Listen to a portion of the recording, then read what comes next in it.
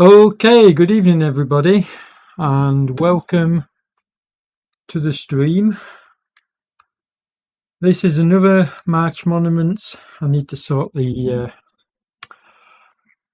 microphone out. I think it's a bit loud at the moment. But welcome to another stream.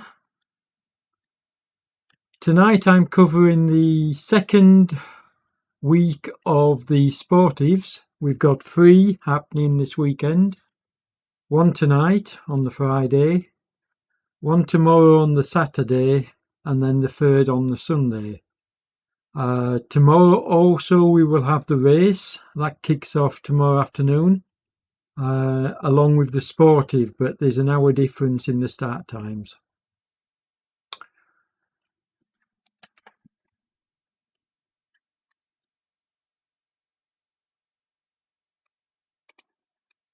Okay, you can see the profile. It's a relatively flat course today. It's 99 kilometers and there's about 370 meters of ascent, mostly towards the end. So it climbs gently at the start, but when I'm saying gently, we're only talking 1-2%. And it's a relatively easy introduction to the Tour of Flanders course, which over the weekend, the March Monuments will be covering the full course. Now I have to jump on the bike to start pedaling. So hopefully, yeah, there we go. And this will put me into the event. And once my cadence shows up, which it's doing now, I can jump off and I can start my commentary.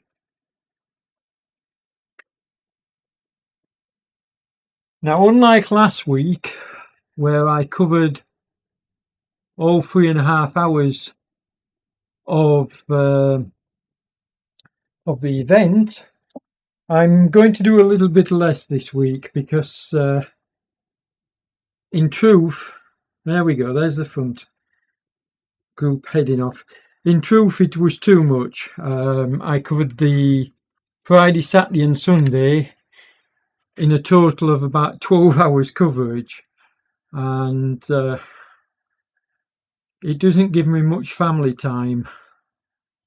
So I'm going to have to take breaks this week. So I'll cover the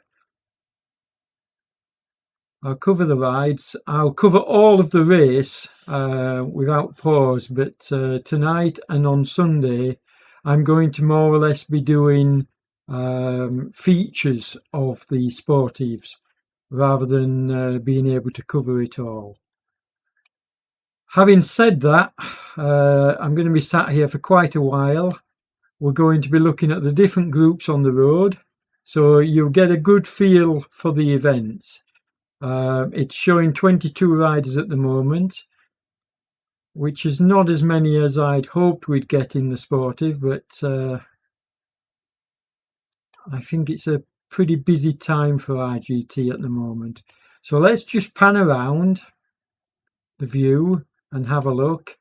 Now what we can do is page down through the riders, which is what I'm doing here, until we get to the last rider in this group, and then it's going to, as you can see, Mackenzie's the last rider, and then it drops onto the chasing rider, and he's 140 meters behind at the moment. And then you've got Schneider,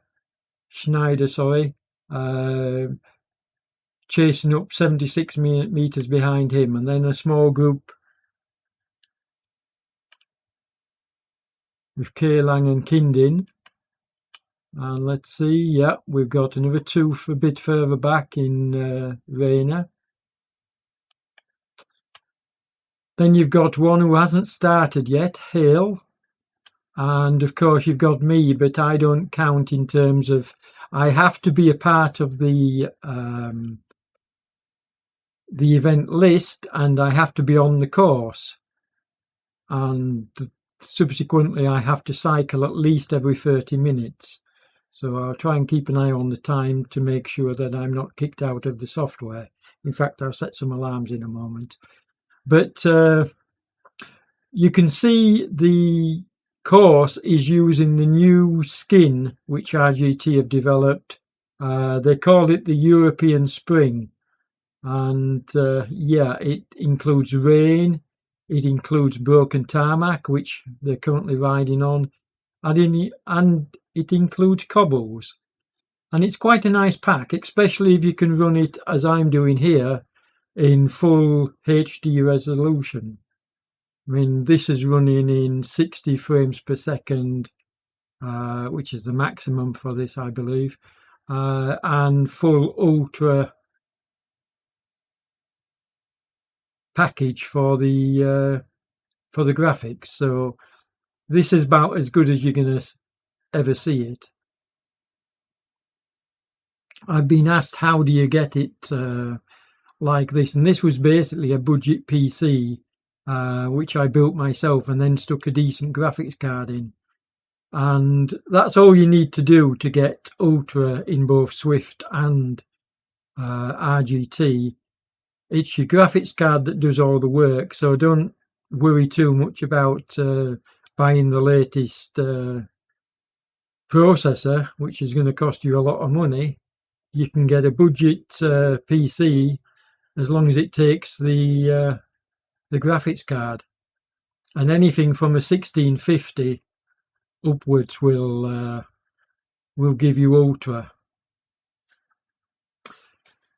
Anyway, enough about that. If you want to check out exactly what you do need for RGT, go onto YouTube and look for a guy called Jonathan Crane, and he's got an excellent video on building a budget PC for Swift and for RGT.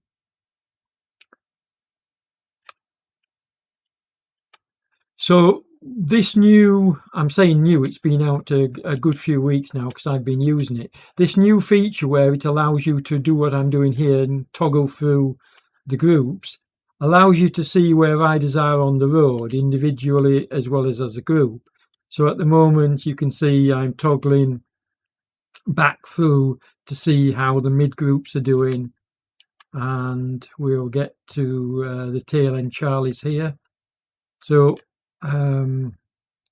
Corky and Rayner look to be the last. Oh, Hale's now started, which is good to see. So he's last man on the road, and what I can do now is I can work my way back forwards by using the page up button, and you can see on the road I'm now catching up with the front end of the ride. I can swing the cameras around. Defowl looks like he's got an issue. Is he going to start pedaling again? Let's just have a look and see. He's showing 0 watts, as you can see, and 0 cadence, 0 heart rate. So I don't know whether... Oh, here he goes. He's got it going. That's good to see. And this is the front group. And let's zoom out. So I can zoom in and zoom out of the group. And we can actually, by doing that, we can actually count 1, 2, 3, 4, 5, 6, 7, 8. We've got 10 riders making up the front group. And because of the terrain, you can see from the profile on the bottom of the screen, that's the green profile, there's very little orange or brown, and there's certainly no red in the profile. So it's more or less flat, even though the lumpy bits that are showing are actually only about 1%. So you're not getting any significant climbs in this ride. There's one spike at about the 2/3 distance that you can see where it briefly turns brown, but that looks like a very short climb which you could probably canter up out of the saddle in the big ring and not even slow you down. So my guess is that this group should I say, stay together, and that's usually been the case with these sportive rides. When we get to the racing, you find that tactics come into play, but you won't have any team tactics in the sportive going on. You just got the guys and girls aiming for first finishes. And a bit later on in the ride, I'll be choosing my selection for first finisher, but that's a long way off yet. We've got a long way to go. This is a 99 kilometre, so more or less the maximum that you can do on RGT, which is 100 kilometres. So you're more or less maxing out here on RGT with the distance, and it's going to take these riders, the front finishers, about 3 hours, and the tail enders are going to come in at about 3 hours 30, and anything in between for those in the middle. So it's a long time in the saddle for those non-endurance athletes. I'm always impressed when I see riders sticking with it, because it's not easy to do that kind of distance.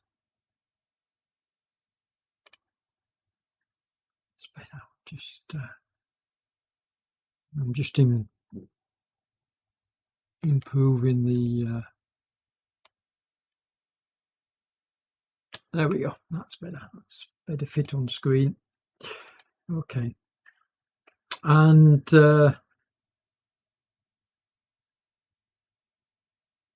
like I say, I'm pretty impressed with anybody that takes part in one of these events, because spending 3 hours on a trainer is not easy, even if you're an endurance athlete. Now, the nice thing about this software is you can pan around like you see me doing here.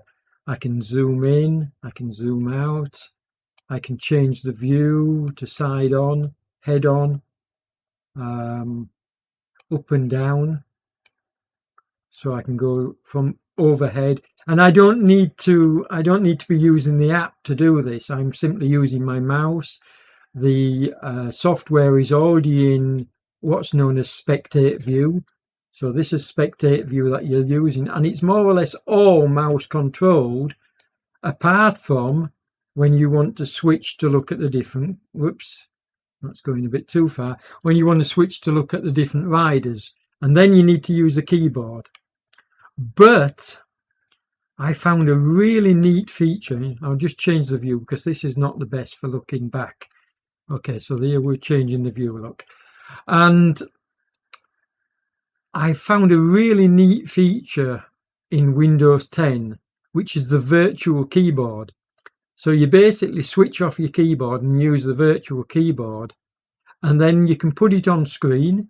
You can minimize it so that only the relative keys that you need, which is basically your page up, your page down, your home and your end button. And they're about all you need for this software, along with a mouse. So you can put the virtual keyboard on the screen and use that instead of having to lean over and click on a keyboard. I still like to use a keyboard because mine's the old style clunky keyboard, and it gives a nice feedback. But when I'm actually on the bike and I'm riding, like last weekend, I rode the full sportive on the Sunday, which took me 3.5 hours. I use the mouse version of the keyboard because it's much easier to flick through the group with a mouse than what it is a keyboard when you're actually riding. So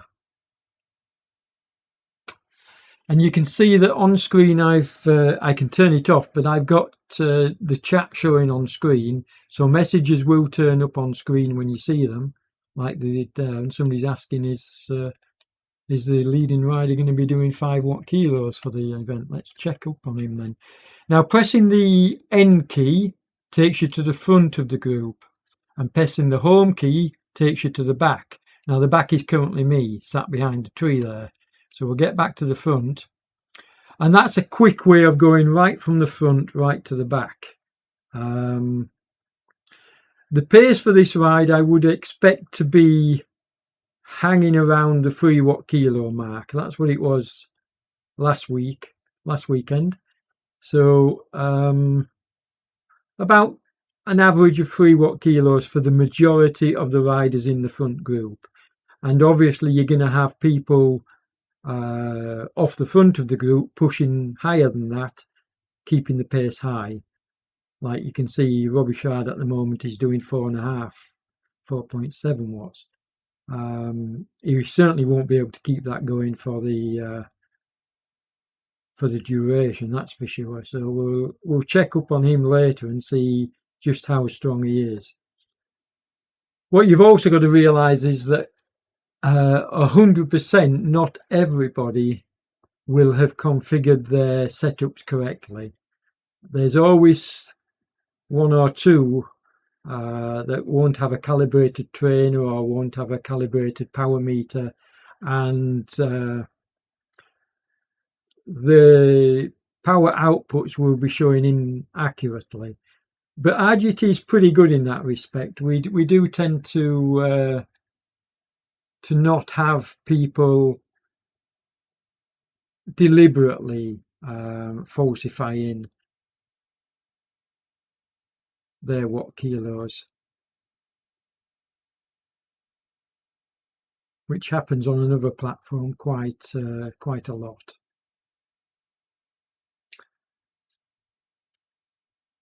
So we've still, as you can see, 1, 2, 3, 4, 5, 6, 7, 8. We've got 11 now in the front group. So we've had another rider joining them. And, you know, you're going to get the odd person coming up from behind maybe on this section. Although I don't know how far. Let's go to the last rider in this group, which is Corbo at the moment, or Steen or Maito. And you've got... I don't even know how to pronounce it, but I'll make an effort. Simashin. And Simashin is only, what is he? 230 meters behind. So there's no, I think, is it 230 meters? Or is it? No, it's a kilometer. He's 1 kilometer and 20 behind. So he could close that gap on this section, but riding on your own, trying to close that kind of a gap is pretty difficult. I'll keep an eye on him and see what happens, see whether he does manage to close up. But it's pretty tough asking a rider to close a gap of that magnitude at this stage in the ride. Now, obviously, if there was more hills or more rolling terrain, he'd have a better chance. But he's got to be putting out some serious wattage to catch the front leaders riding as a group, and that's always the case.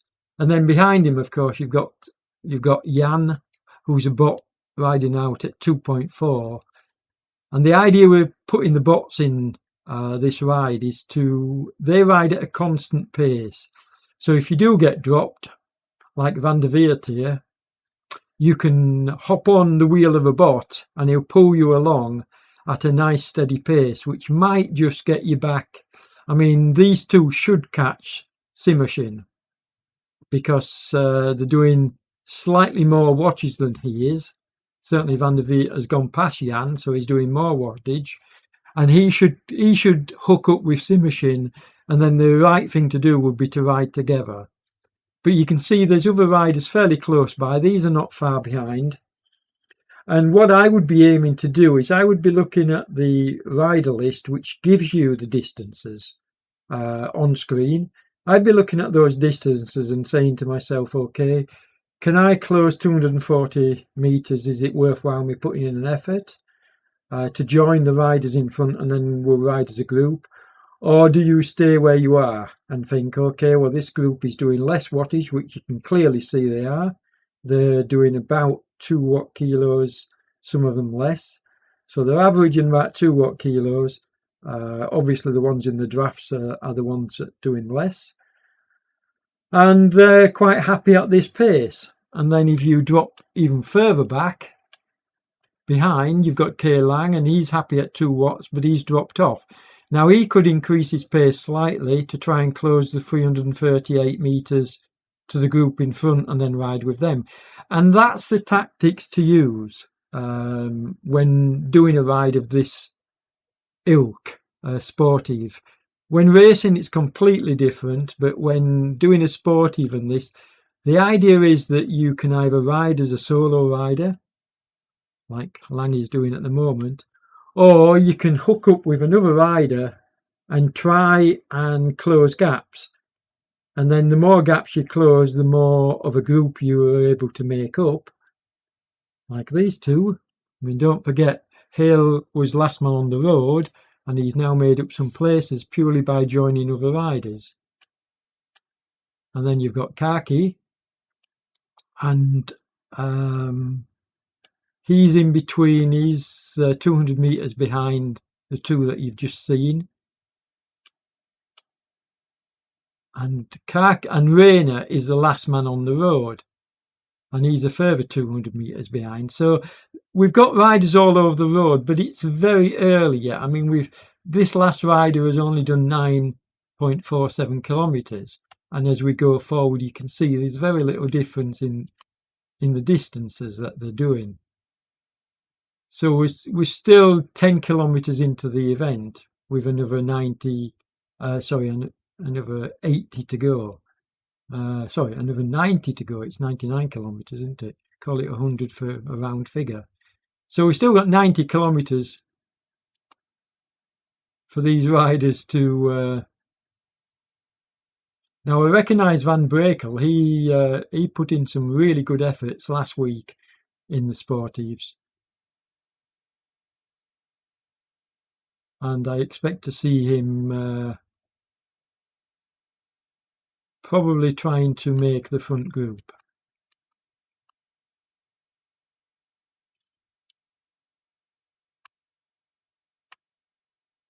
Which are here. So zooming out slightly, you can see the front group.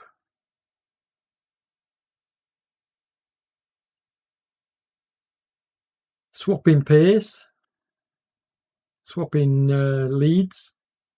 So nobody is sort of like doing all the work on the front, which would at this point be really foolish anyway, because with such a great distance to do, this is what you need to be doing. You need to be taking a turn, resting up, taking a turn, resting up, and that's the format certainly for the first I would say 2/3 of the ride. Nobody really wants to be out front trying to push this along and letting the other riders let him do all the work. That just would not work.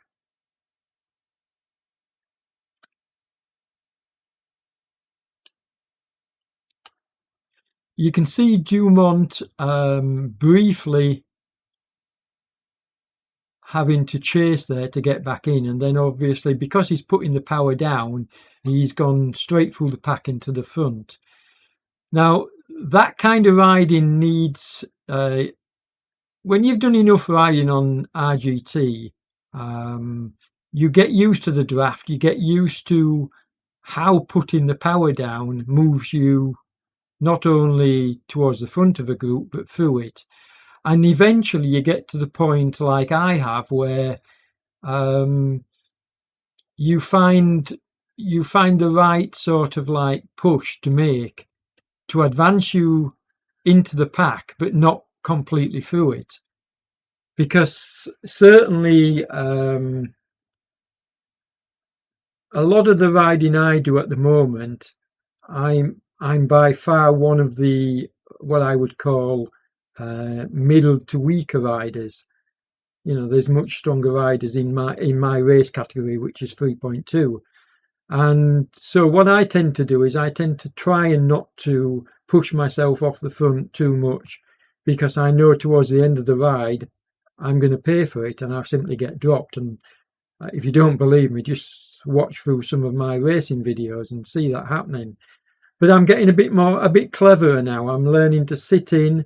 I'm learning when to push and not push to the front. And when I'm actually drafting now, obviously in sportives I'll do my turns on the front, but if I'm a bit more serious and I'm not wanting to go to the front, then I don't. And I've got it off pat now where I can be at the back of a group, put in a spurt, and know exactly when to ease up to not go through the group. And that's an important skill to learn. Certainly on RGT, where the dynamics are pretty good, they're pretty realistic, not exactly like real life, because in real life I wouldn't have any issues at all drafting and staying where I wanted to be. In RGT, it requires a lot of work, and it's a skill that you've got to learn. You're not going to pick it up straight away because it is a difficult skill to learn. But once you learn it, you can save an awful lot of energy. And if you watch the best riders, like a classic example would be pull up the race from last Saturday and just have a brief flick through it and watch what's happening with the rider that eventually goes on to win the event. And you can see in the early part of the race, nobody's even, certainly me, nobody's even considering him for the win because he's unnoticed. He's sat there in the pack, he's doing what he has to do, and he's not raising any flags. Well, this is a strong rider, which is exactly what you should be doing. If you're up for the win, you shouldn't be raising flags. You should be staying under the radar. I mean, obviously, some winners are going to be right up there and they're going to be sort of like declared winners from the start. But last week's race was astounding. It really was. It was a masterclass in team tactics from Team OTR. And it was a masterclass in how to wear down a rider not in your team. So if you've got team members and there's a rider that's not in your team, how to actually get the better of him, which happened. And it was a really amazing video. I'd well recommend it if you want to see race tactics at the very best. Now, obviously, as I say, sportives are a different animal, but sportives are still a race to the people that are taking part in them. These guys here will all be wanting to finish first. There's no two ways about it. It's an unofficial race is a sportive. So these riders are not going to be showing the cards this early in the race. You're not going to see, who's likely to be the overall first finisher or what I call winner of this sportive now, because it's too early. But you might get a clue. You might be able to see from, who's conserving energy. I mean, I'm a little bit concerned about Robichaud because he's putting out pro level wattage and doing most of the time on the front, and that's just not compatible with what this is all about. So I don't know whether he's got a wrong setup or whether he's just a very, very strong rider. Maybe he is. But if that's the case, he's head and shoulders above the other riders. Having said that, he obviously he's dropped back now. But when he is at the front, he's putting out way, way more wattage than needed to pull this group along. So we'll keep an eye on that. I'm gonna click further down the field. There's and you see he's dropped back even further now. So Simachine, as I said, to try and close a gap of a group of 10, 12 riders as a solo rider, very, very difficult. I don't expect to see him getting back to that group now until maybe we hit the rolling part of the course. There's a slight downhill coming up in about another 15 kilometres, so maybe he can pull some time back there if he's a heavier rider. But no, I don't think he's going to close this gap. So he's out here on his own. The next rider behind him is a further 350 metres behind him, and that's Van der Weert. So you can't really see Van der Weert catching him anytime soon. I think eventually they will come back together. Now Van der Weert could do well to let Jan join him, although no, he's putting out more wattage, which is why he's not doing that. Okay, that explains it. Yeah, so no, he doesn't want to wait for Jan. I was just about to say it might be worth waiting for the riders behind to come along, but Jan's not actually putting out sufficient wattage to keep him at a nice pace. Depending on what your base pace is. Now, here you can see a nice group forming, and this is the second group on the road. And like I said, they've joined together. You can see that some of these were further behind. They've joined together to make up a group, and that's the tactic that works when doing these kind of rides. Get together with as many other riders as you can. You've got one poor soul. You can see there's two riders here. They need to put in a bit of a push, a bit of an effort, which they're doing. You can see they're doing. There he goes. Hayo's realised he needs to get on the wheels, because if you allow a 20-metre gap to open up, you're going to find you're having to burn matches. And you see Hayo has put in such a strong effort that he's gone shooting off the front. That's where I mentioned about learning how to regulate the power that you need to get through a group, so that you're not doing that. And you can see Kindin, he's having to put in an effort. He's 10 metres off. Now, if he was 20 metres off, he would be burning matches. That's a term we use. You know, you've only got so many matches in a box, and he'd be burning matches to get back onto the group. And then the next time that they sort of like accelerate, he's going to be off the back again, and he's going to be what we call yo-yoing. So let's have a look at Kindin. Let's just go. There you go. He's joined this group. And what he needs to do is push up and take a bit of a breather by going towards the front, or at least staying where he's not hanging off the back. So he needs to move up a little bit so he's not hanging off the back, so he's not having to work. I mean, it's not helped by the fact that they're not really working as a cohesive group at the moment. You can see, look, Kindin, again, he's dropped 10 metres and he's struggling. He's what we call yo-yoing. Oh, sugar. And there we go. I'm so busy with the commentary. I need to rejoin now, but it will let me rejoin. So I'll rejoin the ride. Here we go. Yeah.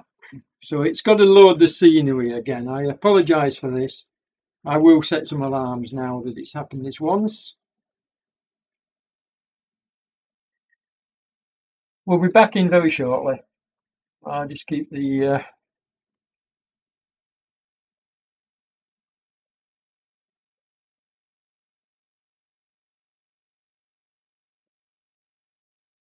Actually, this was probably an opportune time to go and get a drink, but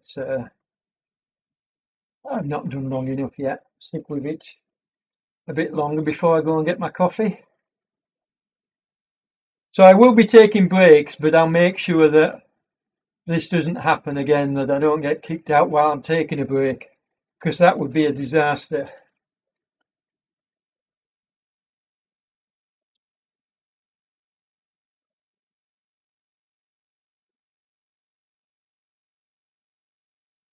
Come on, build the scenery.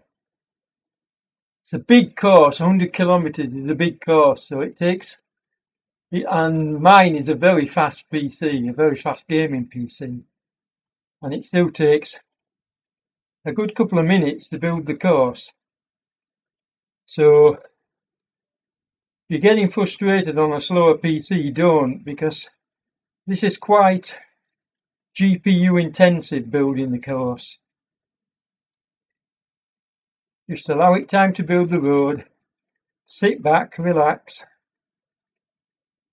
and eventually it'll get there. And once the course is built, it's actually quite fluid.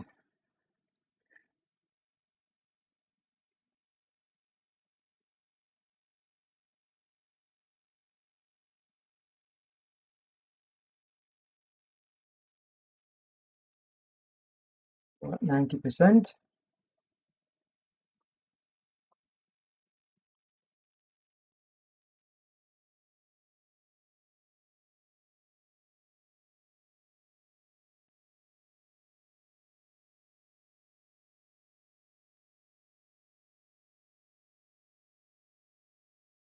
And there you can see me moving on the road, which tells you that I'm backing on the event. Now what it will have done actually is it will have put me near the front. So I'm going to join the leaders who are here. Let's have a count up and see how many we've got. So let's have a zoom in. 1, 2, 3, 4, 5, 6, 7, 8, 9. And one, sorry, I can see, let's just change the view slightly. 2 behind, 10, 11. So yeah, but it does look, let's get back to the back of the group. It does look like a couple of struggling. Let's find out who they are. So remember I mentioned Robbie Showd was putting in a lot of the work at the front. Still doing so. So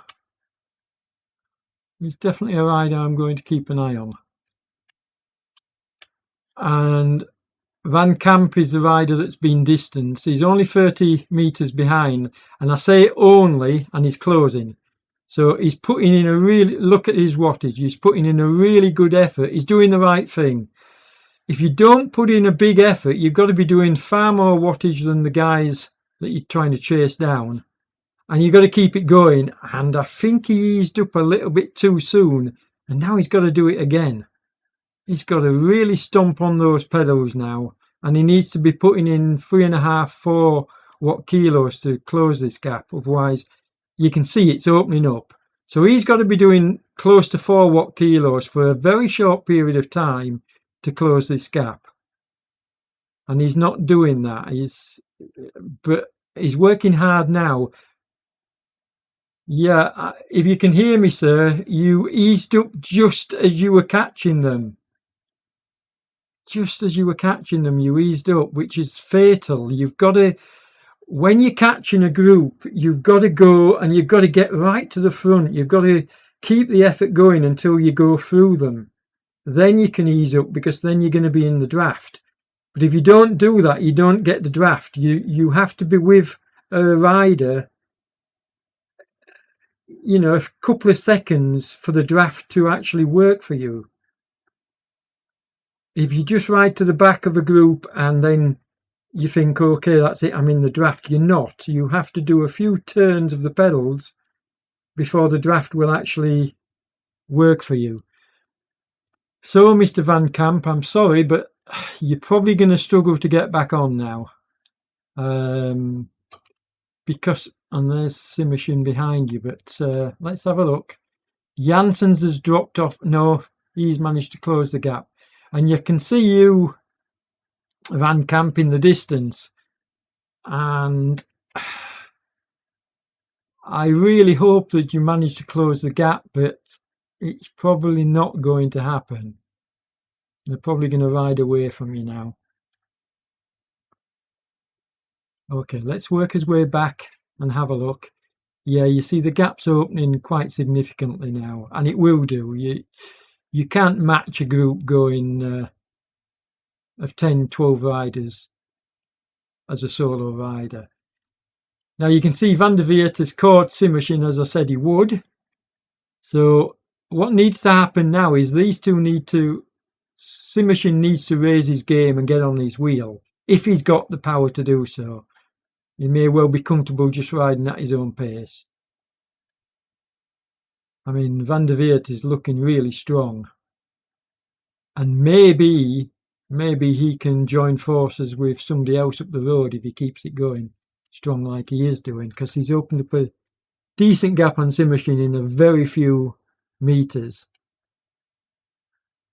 That's pretty impressive riding. That's the way to go past somebody.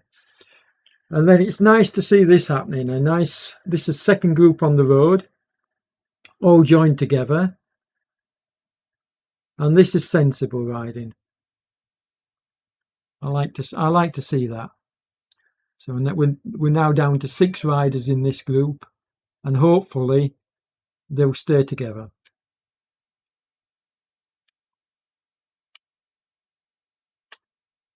it's a really funny thing, group riding. And group riding on RGT. One of the things I've learned is that you have to concentrate so much and not get distracted. I rode the Sportive last week, and yes, I got dropped by the front group after staying with them for a while. And I won't say it was inattention. I was getting a little bit tired, and the pace was maybe a tad too high for me. But I was very, very comfortable. In fact, I would say I was one of the stronger riders in the group that formed behind the front group, Group 2. And I didn't look in any difficulty until I was switching the camera views around, trying to do a bit of commentary on the side, as well as doing the ride. And I just forgot to pedal hard enough. And by the time I switched back to myself, there was like a 90-meter gap between me and the group. They'd gone off up the road, and there was no way I was closing it. And I was a little bit annoyed with myself. I actually said on the stream, I'm annoyed I've let this happen, because it was just inattentiveness that let the gap open. It wasn't lack of strength or lack of knowledge of how to group ride. It was just, me trying to do two jobs at once, which is commentate and ride, which is not really a good idea, because there he is passing me. Because it's very hard to ride and do commentating full justice. I mean, I will be doing that on Sunday. Again, I think I'm going to ride the sportive on Sunday, purely and simply because I like to get in a long ride now. I'm trying to get back to a decent level of fitness, and so K Lang is currently is he second right from last year. So Rayner is last man on the road, and he's done 20 kilometres.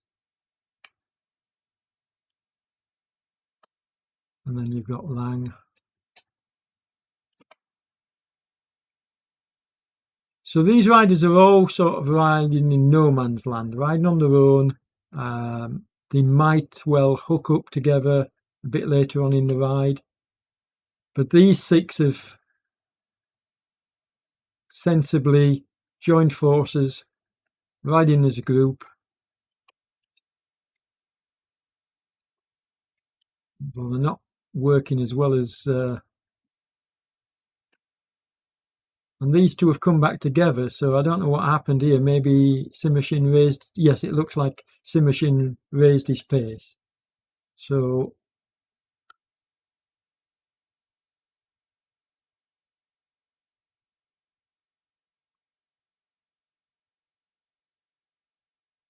then this is the fellow that got dropped. He's now a kilometre behind the leaders. So he's on the uphill. Steen is asking them to ease up. So I imagine then, yes, Steen's in the front group. You can see there. So he's telling them to ease up on the uphills. But to be honest, they're not going to do so, lad. They're not going to. The hills is where, and we're calling them hills. We're only looking at 0.1%, but although it looks like they've just gone over a lump. Whatever hills there are on this course, you're going to find riders pushing the pace up. I would certainly do so. If I was one of the lighter riders, which I obviously would be in a group like this.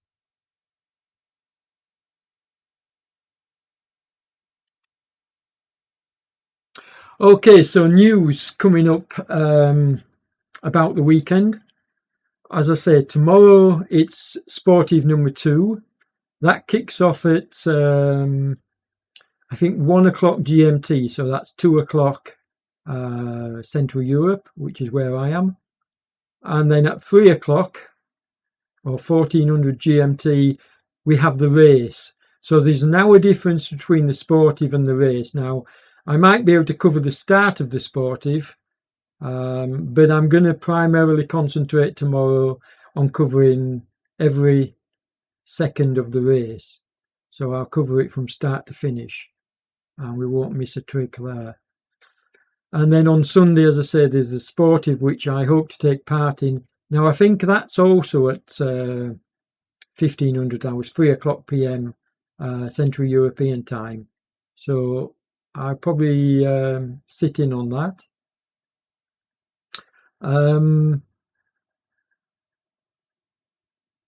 All these events, all the March Monuments series, are sponsored by Torm Cycle Clothing. And what I'm going to be doing, the news I spoke of, what I'm going to be doing is I'm going to be doing some highlights programs of the series.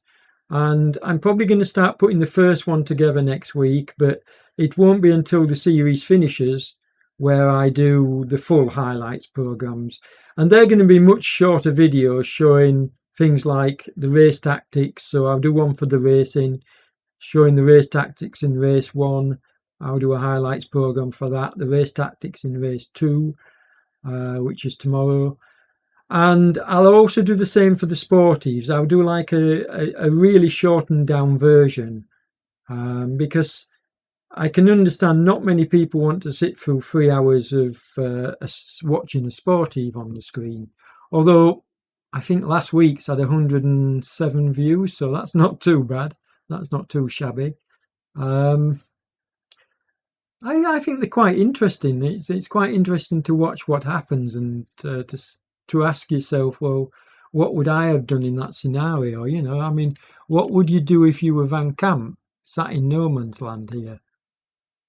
You know, I mean, he's pushing out some really good wattage here, but he's never going to close that gap. At least not at this moment in time. Maybe as when we get to the more lumpy bits, he will. So, you know, you could be looking at this stream and thinking, okay, what's going to happen here? Yeah. Bobby Shard is asking, is the pace a bit better because he's slowed it down a bit? But he's either a very strong rider or he's just capable of putting out, you know, almost 5 watt kilos without sniffling. And these two have split up again, and this time it's Sima Shin that's gone ahead. So that's a bit of a surprise. Maybe he was taking a bit of a breather.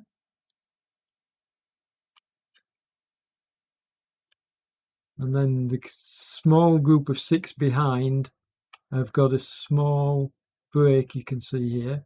You've got one of the bots has joined them. Kindin has been distanced off a little bit, but he could close that gap if he puts in a little bit of an effort. He's only 22 meters off, but he really needs to be addressed, and he is doing. He's closing the gap. Look, you can see his numbers going red. Sensible, because if he allows the gap to get to, you know, over 20 meters, he's going to have to work a lot harder to close it. I reckon 20-25 meters is the maximum you can allow without having to burn a match to get back. So he's hooked up with Jan, but he needs to push on because the guys are doing more than Jan. Jan was a distraction. So he really needs to push the power down now and close up on the 2 riders in front of him.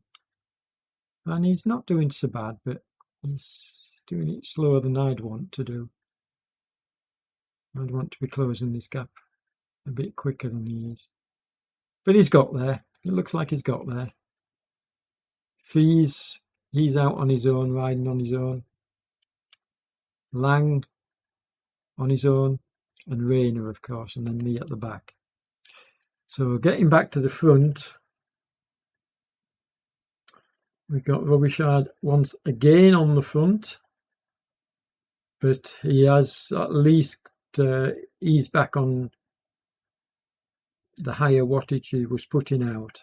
Still showing high numbers though compared to the other riders, which might be he needs to look at his setup, because I don't like calling out people, but when I see something which is obviously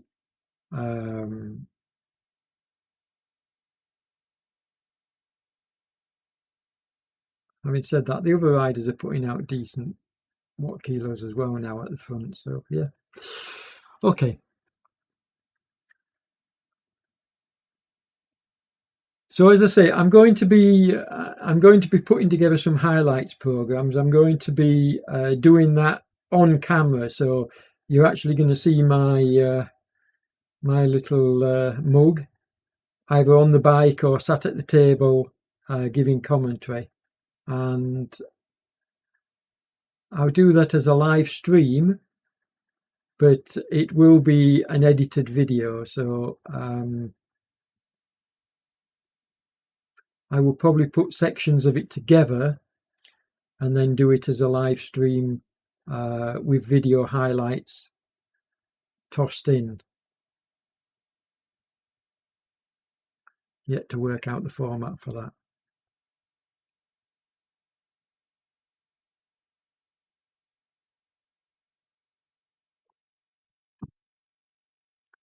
So these folks are just under a third of the distance gone now.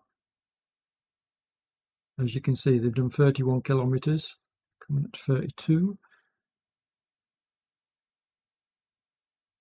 Let's switch the camera around so that we're not being hidden by trees all the time. So there we go. There we go. That'll give you a head-on view for a few minutes. And keep an eye on the time because, again, I need to get back on the bike in the next 10 minutes and make sure that I'm not thrown out of the software again. What it does is, if you're not actually taking part in the event, spectate mode only lasts for 30 minutes. So each time you want to continue to be a part of the event, you have to jump on the bike and at least turn the pedals. And what I do is I wait until I see my power and my cadence show up on the screen. Then I know it's registered me. Then jump back off the bike and continue with my commentary. When I'm doing commentary and riding, like I say, that's more difficult. That's why I tend to use the mouse and the on-screen keyboard, because it's much easier to flick through the riders, which is what I'm about to do now. We'll just flick through and check out what's going on behind this group. Now you can see what happens is it flicks through the group one at a time. So it takes a little while to get to the next rider on the road, which is Van der Weert. Although what happened to what was his name? Van der Weert's machine. Oh, we've had a rider drop out. He must have dropped out because we've got. Yeah, we must have done. He must have dropped out because he certainly hasn't joined this group. He didn't close that gap. The rider that said he had bad legs.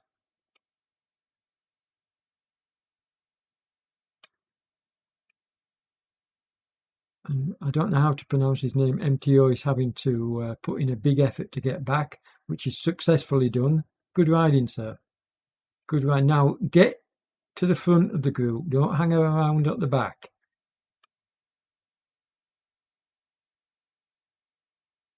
He doesn't want to go sailing through, but he doesn't want to hang off the back like he's doing there. Because watch what happens. Now that perfectly illustrates what I'm trying to say. That when you make a catch, you need to go into the group, because now he's got to make another catch. And all right, it's only, well, he's got it down to 6. It's coming back again. But this is all, in my mind, unnecessary effort. He's managed to find a wheel. He's on a wheel. He'll get back to the group. But this is costing him. And especially if the rider you're with puts in a spurt like that, you've got to work. Come on, you two, you can get back. We'll stay with them. And what I'll do is I'll flick the camera angle around. Whoops. So that you can actually see. There you go. Now you get a perfect view of them catching the back of the group from overhead. So let's flick it around a little bit more. There you go. So they've perfectly caught the group. And MTO is doing the right thing, look. He's going through the group. He's not shooting off the front. And that's what his comrade needs to do. He needs to get some recovery by not hanging off the back. It needs to be about third or fourth wheel. Robbie Shad, when do you want to start pushing hard?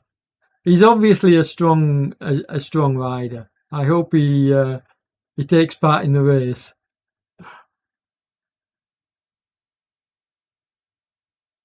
Because that's where that's the time to really push and show what you've got with the team tactics. Okay, let's work his way back. We'll stay with the overhead view for the time being.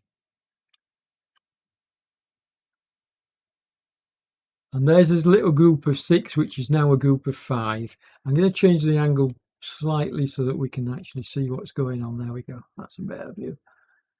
And let's zoom out a bit and see how the groups are doing on the road. Is there anybody close to them?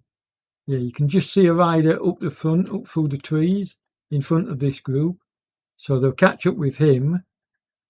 Who will that be? That'll be Simershin. They'll catch up with Simershin. You can just see him on the road there, 150 metres up the road. I don't think there's anybody within distance behind them, but I'll just pan around and see if we can see. No, there's nobody. Let's watch them get to the end of this straight section and see if anybody appears on the road behind them. Can't see anybody, can't see anybody.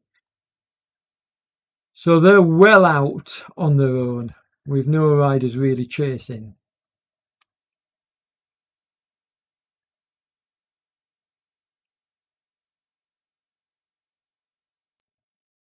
But if you look up the road, they've got the rider in sight and they will certainly catch up with him riding as a group like they are. So once again, they'll become 6 riders. And we'll stay with them until they make the catch, maybe.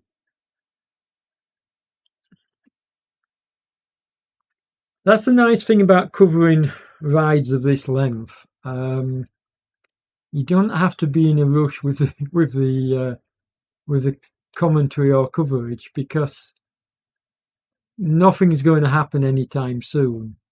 There you go. Now, what's happening here? Is he taking a break, Simershin, or I'm really surprised he didn't just hop on the wheel. So let's just turn back around and have a look. No, it looks like he's given up. So what we'll do is we'll work his way back and have a look. Yeah, you can see he's stopped pedaling. So, okay, let's go back to the front of the ride. Zoom in a little bit. Change the view. There we go.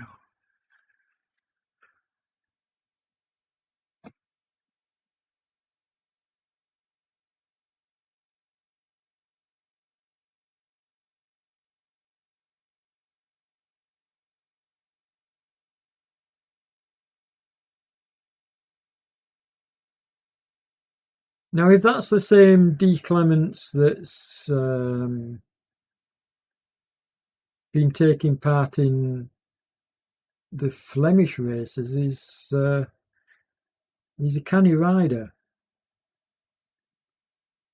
I think I've seen him in the Flemish ride, so expect him to be up there towards the end of the ride.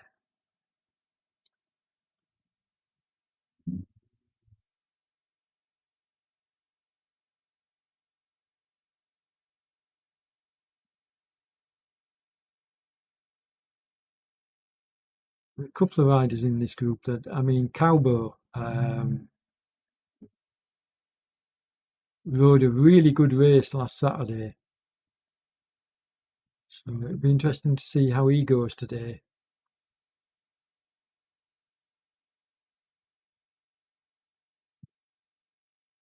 And you could well have some riders that are going to ride part of this ride just to have a look at it and then dip out because they're taking part in the race tomorrow.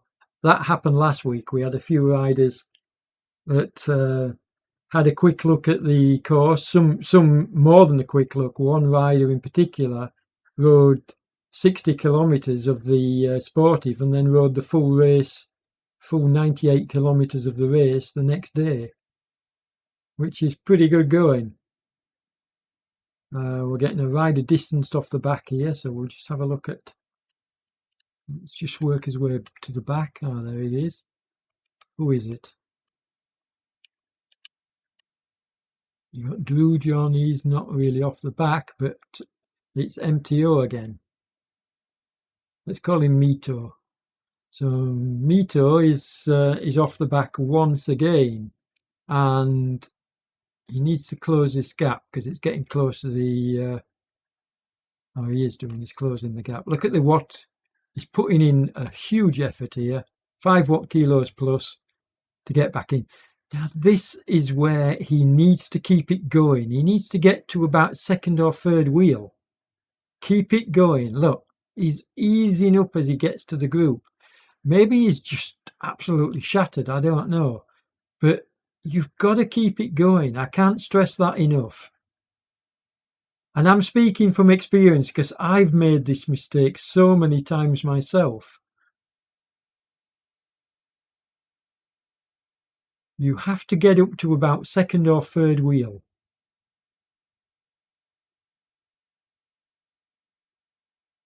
And then you can relax. Then you can just sit in and just get a breather. He's doing well. He's getting near the front now. He's doing a bit better.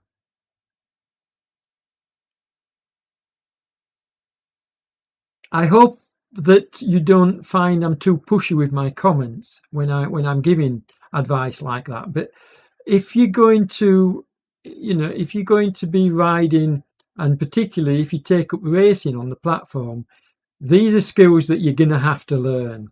The drafting in particular, because otherwise you'll end up like I was when I first started out.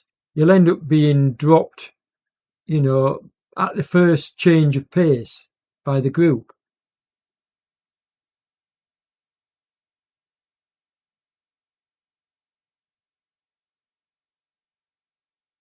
And somebody else by the side of the road there. I didn't see who it was, but we'll check as we go through the group shortly. Let's just Everett. Okay. Now, he's a late joiner. You can see from the distance he's completed, it's showing as 0.8. So, and Everett joined in the sportive that I did on Sunday as a late joiner as well. So he's obviously a rider that's either stuck for time or doesn't want to ride the complete distance. You can see the riders that are riding the full distance because they'll have done, like Van der Weert here, about 30 kilometres, give or take.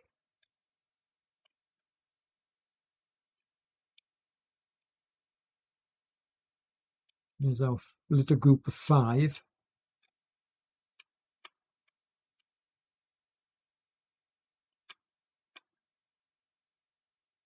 Kinding out on his own. It's a lonely place to be when you're riding on your own. Please.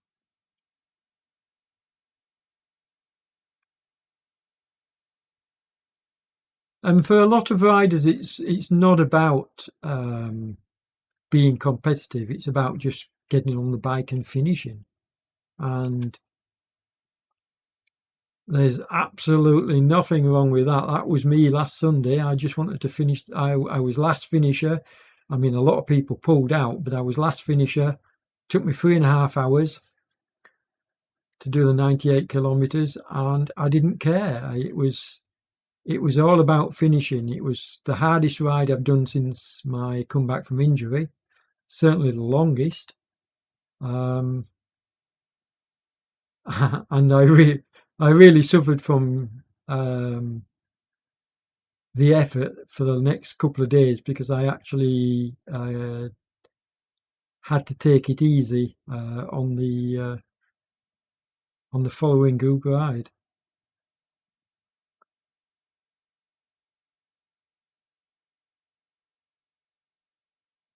Oh, sugar. Ah, there we go again. Come on, shouldn't be doing this. Okay, join up again.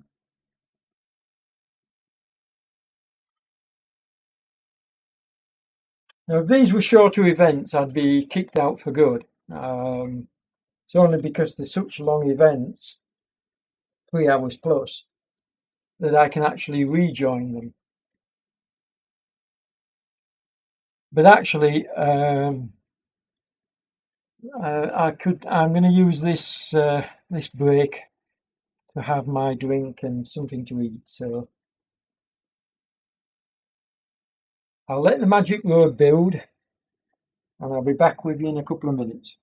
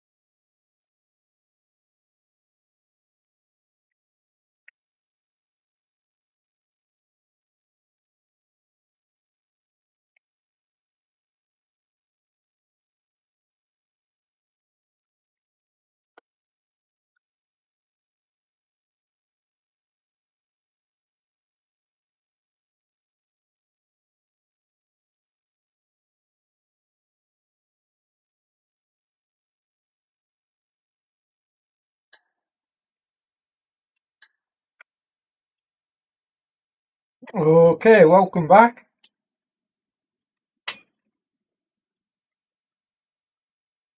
I've got a mouthful of chocolate.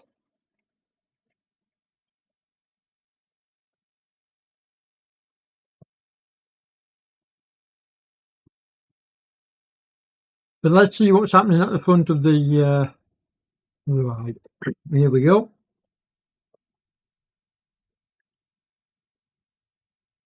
So as you can see, nothing much has changed. I could actually go off and have a meal and come back, but I won't. I'll settle for my chocolate. So excuse me if my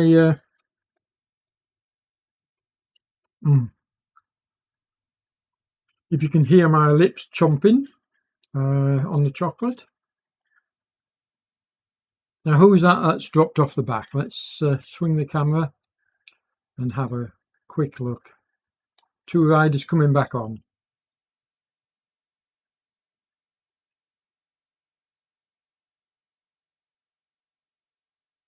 Now, I could be wrong, but I think I'm going to have to go to the front of the... We got Drew John, and I think, is Drew John a late joiner? He is. Now, this is one of the issues... Excuse me. I need to finish eating the chocolate.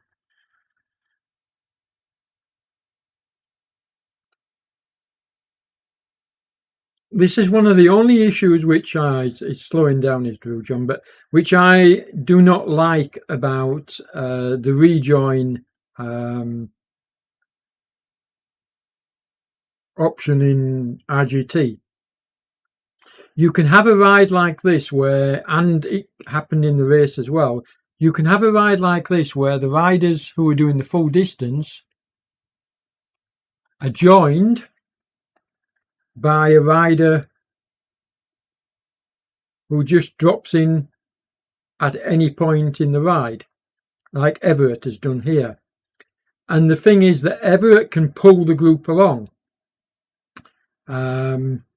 because obviously he hasn't done the amount of distance that the guys on the front have done. And so the pace is going to be artificially raised. And I think that's altering the dynamics of the group and the ride. And I don't agree with it. I think riders joining late should be made to start from the back and ride as much of the course as they like, but not be allowed to jump in. Like, we've now got a couple of riders who have joined this ride who are tearing it up. Okay? And to my mind, that's just not fair. I mean, okay, if you're Robichard and you're a nice strong rider and you can handle the constantly changing pace now, but this rider's got significantly faster. You can see that on screen, and you can see it from the watt kilos being put out. Let's have a check. You see, who's this rider that I'm on Everett now? He's only done 5.5 kilometres, 6 kilometres. So obviously he's going to be so much stronger than the riders that have done 45. You've another one here. Clements? No, I thought he'd been there from the start. Okay.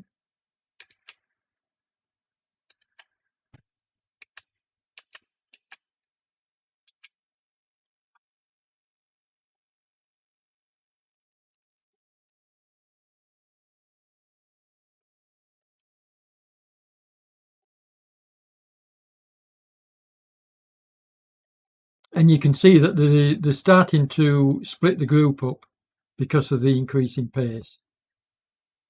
You can see the two riders right at the back having to make really hard efforts to try and get back to this group. They probably will get back, but the pace has gone up significantly here. And almost certainly you're going to see this group splitting when they get to that first spike that you can see on the profile, if they don't split before. I mean,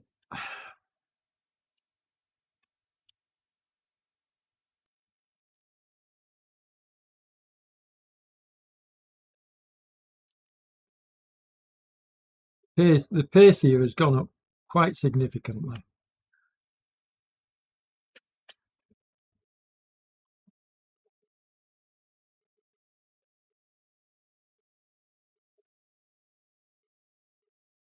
And you can see Drew John, who joined for a short time, is now, looks like he's not riding. So let's see who's behind him. Van Brekel's behind him with Hale and Fowl.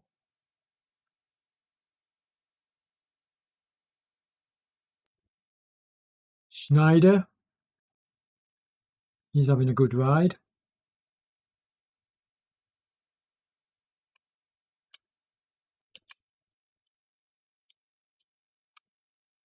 Keys and Kingdon are about to hook up together. Whether they'll ride together is another matter, but they're in the same picture. And Rayner, of course, is last man on the road, but he's got Lang in sight, so you know that could change now. Kingdon, I'm watching hockey on TV. Good on you, lad.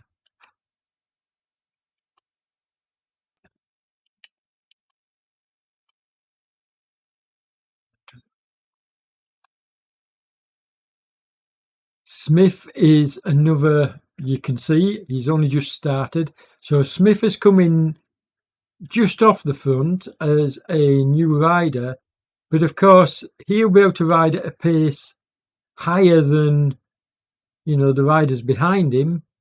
So riders behind aren't likely to catch him, and he's likely to catch up with the front group if he can keep a nice high pace going, because he's fresh.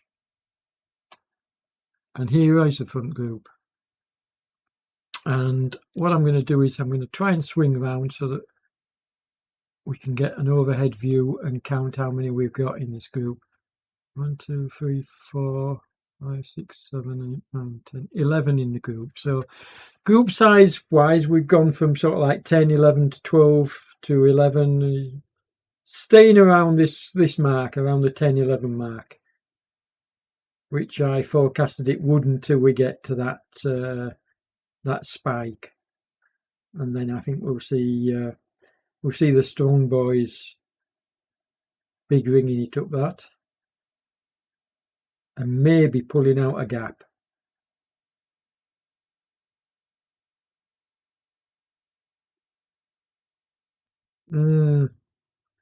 I wouldn't exactly call them climbs. I'd more call them rises. They're not really climbs.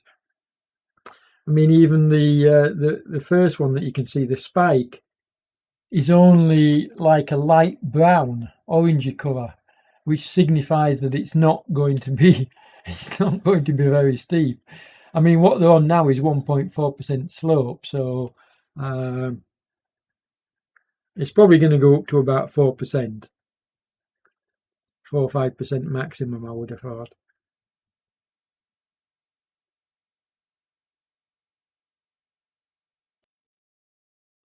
So it's going to be interesting to see whether this group can stay together.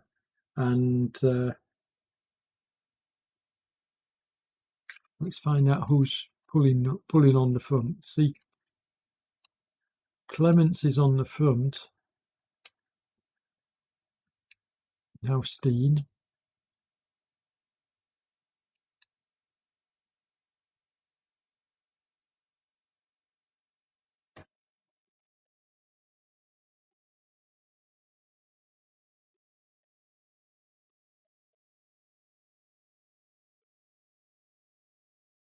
Yeah, it's Everett that sort of like has joined the party and has been pushing up the pace.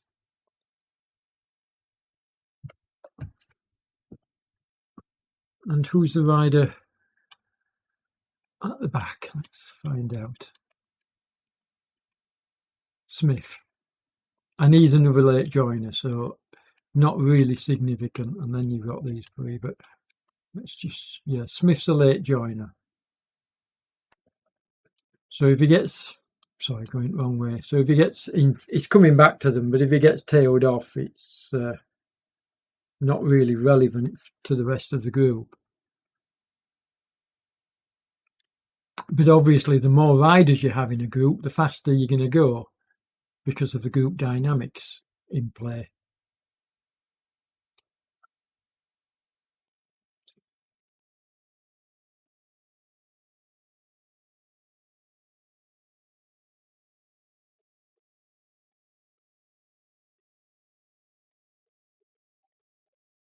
And the pace has been pretty high. I mean, we're 1 hour 16 minutes into the ride, and we're already almost at the halfway point, which is good going.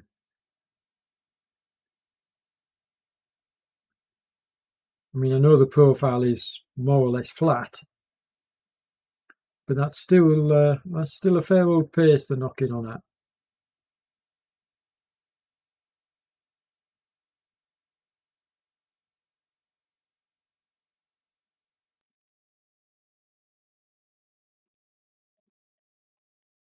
Certainly glad I'm not in this group, that's for sure, because I think the pace here is artificially high.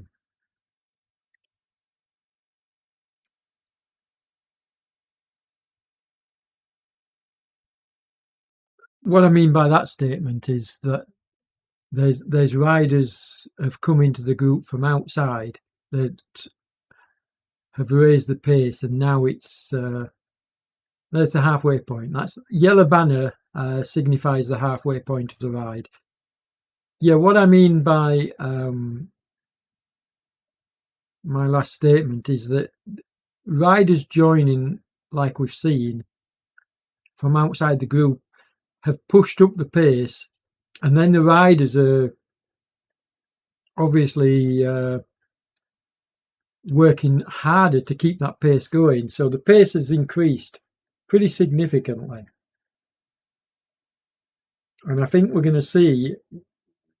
I mean, we'll keep an eye on the time, but you may well see the second half of the ride, even though it's more lumpy than the first, polished off faster than the first because of the increase in effort being put in by the riders. The question is, will all these 11 riders stay with it? Are they all planning on going to the finish? I suspect some of them will drop out. That's usually what happens when you get riders pushing the pace up.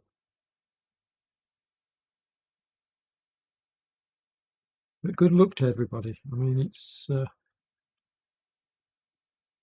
now you can see Heil has been dropped from this small group, so he's been left to ride out on his own. It's not a nice place to be. In fact, he's pulling over, so either he's stopping or he's just taking a break. We'll come back to him and have a look. And of course, Schneider's just happy to ride in the rain on his own.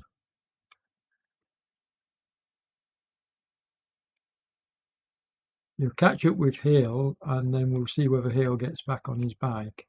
In fact, I'll do that now. I'll stay with him and see as he goes past. In fact, Hale has dropped out. He's disappeared from the list. So he's definitely, had enough. And that's fine. Some riders coming into these events don't want to ride the full distance. They just want to take part, ride what they can or what they're happy with, and then, that's enough for them. And there's absolutely nothing wrong with that. In fact, we need more riders coming into these events. Rayner and Kindin have joined forces, so hopefully they'll stay together and catch up with Lang, who's just ahead of them by 130 metres. And then Fees. So you could see these last four riders all joining up together.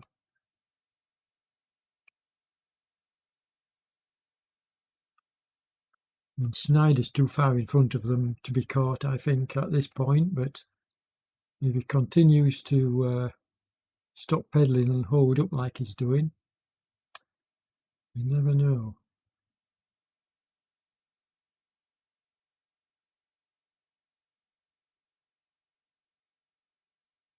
Now look at Van Brekel saving his wattage here by doing perfect drafting. I mean, the guys in front of him, the bot at 2.4 and Fal are doing 2.2, 2.4, 2.5, and he's doing 1.2, 1.3, 1.1. That is smart riding. That's smart riding. Well done, sir. Okay, what's happened here? Let's turn round and find out. Are we still? Yeah, we're still all together. I thought there'd been a break there, and it showed just a few at the back, but I love the way you can just flick around with the view, zoom in and out on the riders. Steen is looking very strong, along with Robbie Sherwood, of course, but Steen's looking like a strong rider. Well, there's a few of them are. Dumont is looking good. Yeah.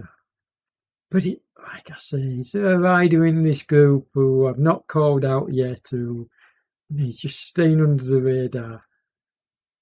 There's a couple, and I'm going to do that. I'm not going to call them out and just see what... Well, I will. What about Westerland? I mean, this is his first mention. Okay? So Westerland, is that Sweden? Yeah, I think he's a Swede. And he's just flying under the radar, doing his bit at the front when he wants to.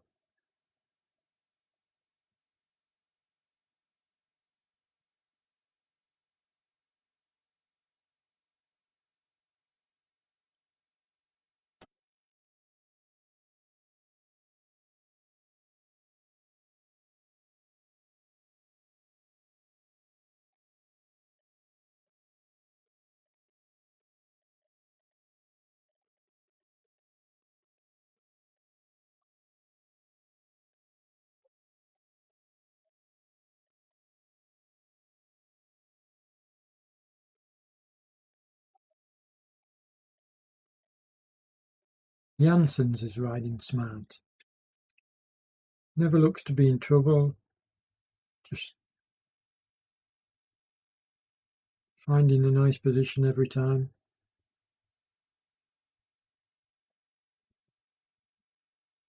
Just easing his way backwards and forwards in the group. Just looks very, very comfortable, very smooth. Nice accelerations, nice decelerations. Just looks.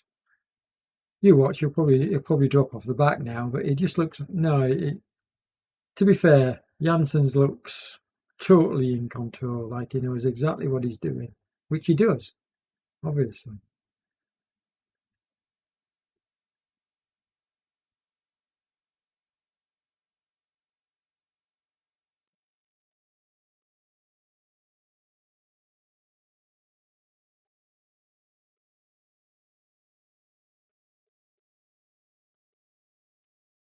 I mean, you have to say, without a shadow of a doubt, that the strongest rider in this group so far has been Robichaud in terms of on-screen performance.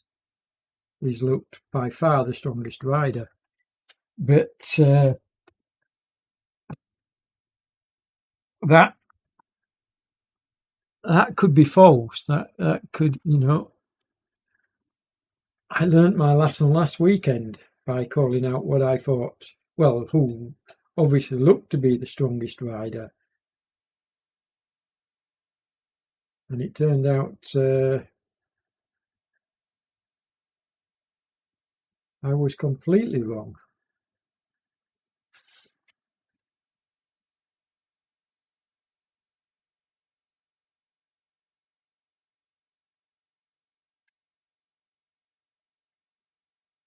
Anyway, enough about the pack. What do you think of the scenery and the software? Do you like the new Spring in Europe skin that they're riding on at the moment? I mean, there's lots of detail there.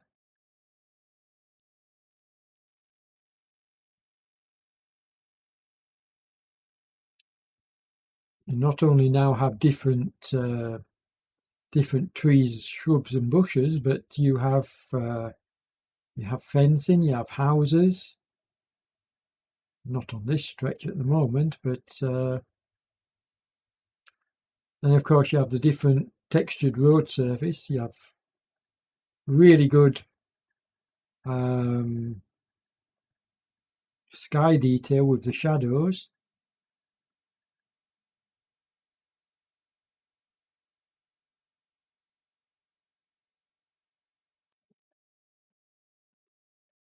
Leave your thoughts down in the comments. Tell me what you think.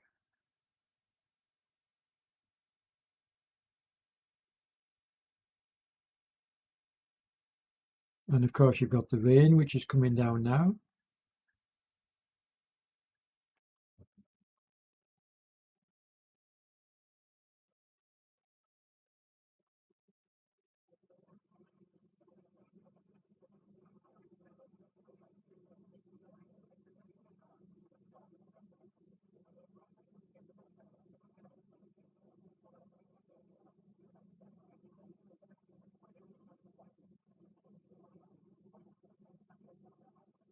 Okay, time for a look back and see what's happening behind them. Just approaching the rainy section.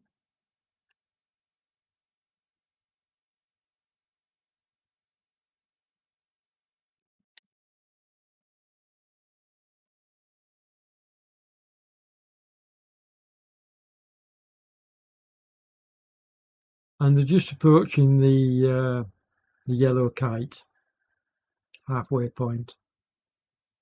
So there we go.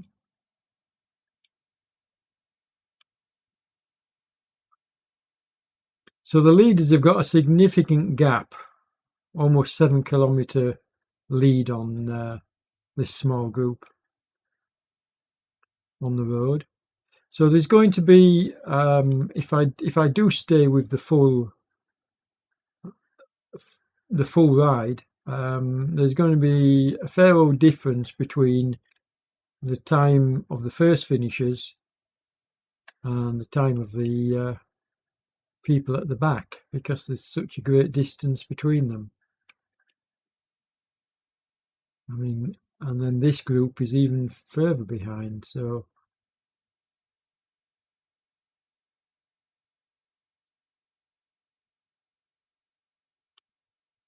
but it's nice to see that they've joined together and they're working together. That's because these are the last riders on the road, so there's nobody else behind them, only me.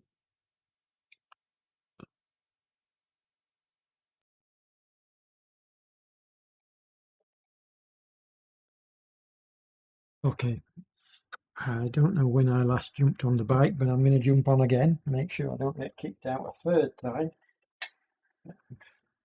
It'll probably happen, but it would be criminal if it does.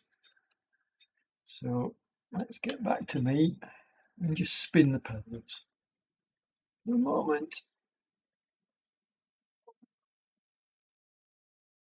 There we go.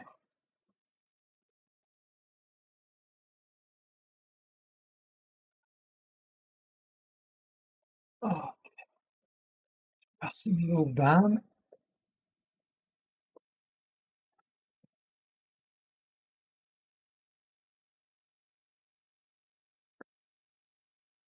Everett's pushing the pace on at the front.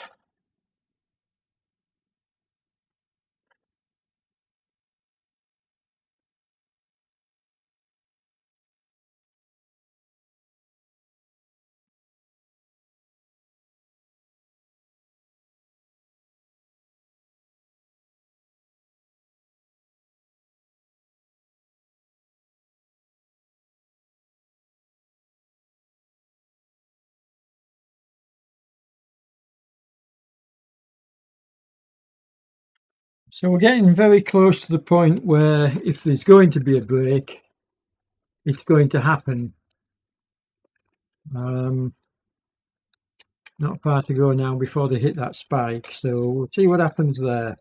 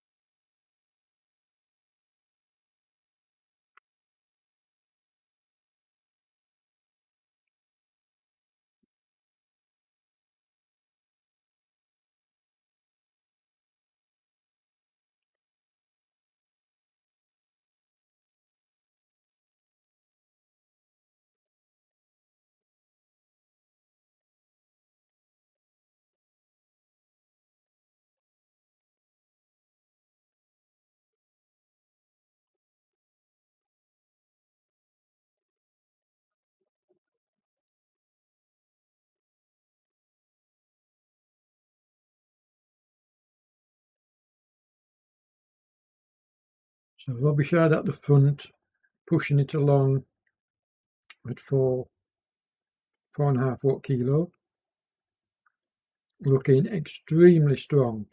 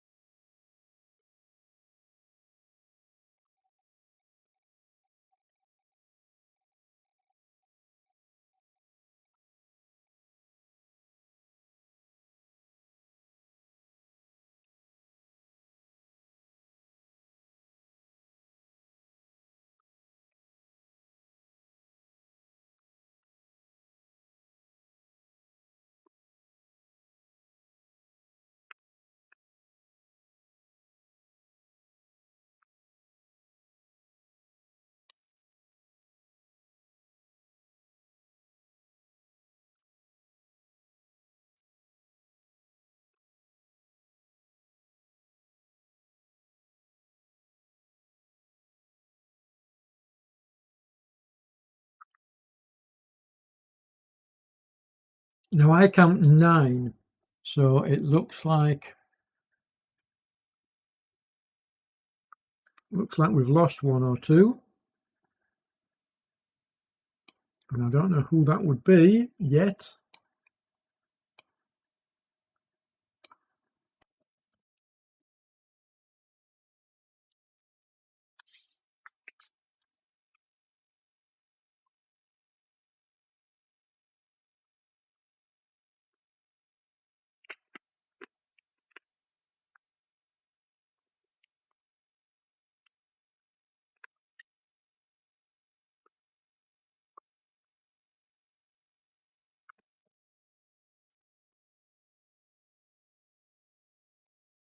So let's check the next group on the road and see who's behind them.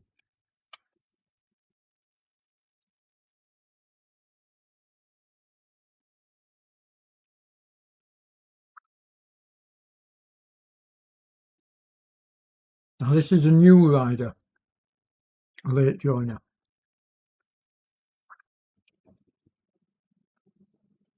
as is Rubbershurst.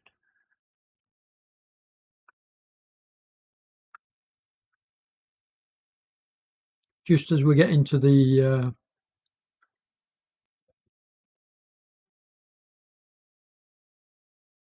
lumpy section, shall we say.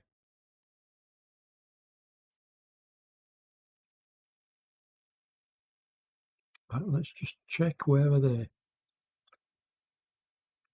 You can see that although the profile shows the white paddle is where the camera is currently focused, and you can see that we're only 1.5%, and yet it's showing a 2.0 now, a rise on the screen, but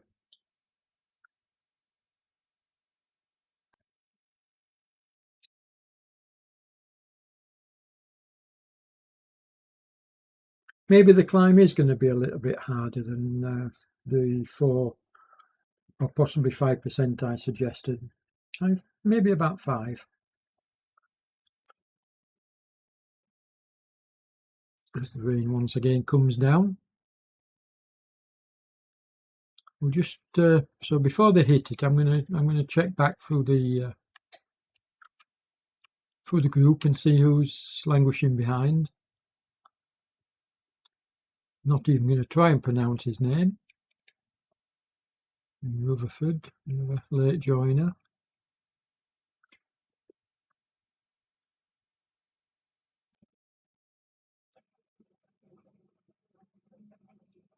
Now it's showing Appich as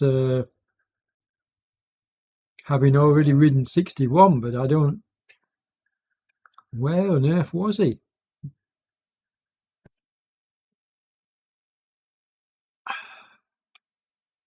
And then you've got the small group somewhere in the middle.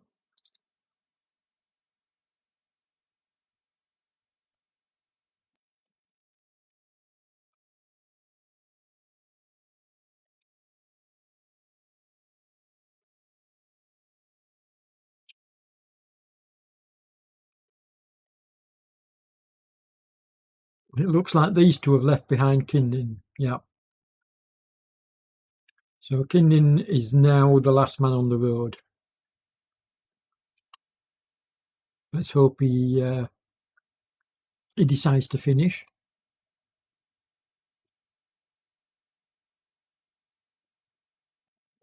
But I think every rider's past the halfway point now. So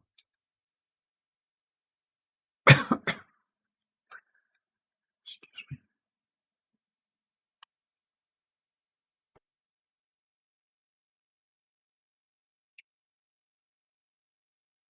Appich is out on his own.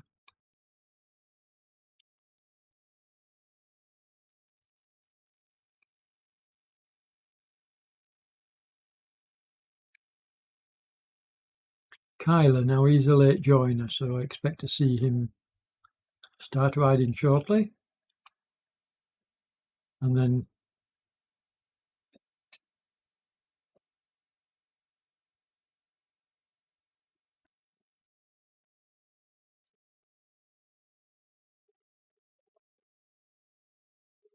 I'll change the view because it actually looks like they're going downhill when in fact they're going uphill. So let's see if we can get a better view.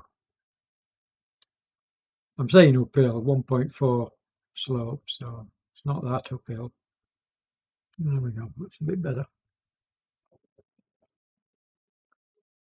0.9 there.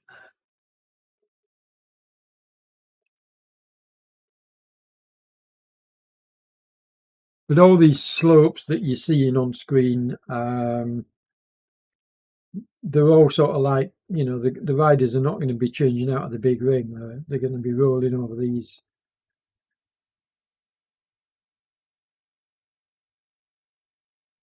With relative ease.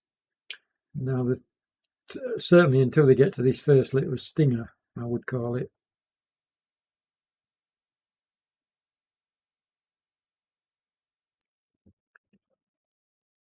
And the little stinger is just steep enough in ascent and then steep enough in descent to cause a split, because as soon as they go down the other side of it, there's a steady climb,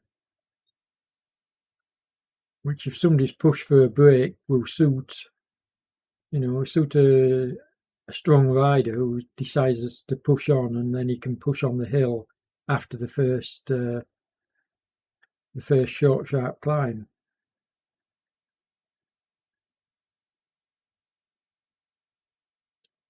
So we'll see what tactics come into play here.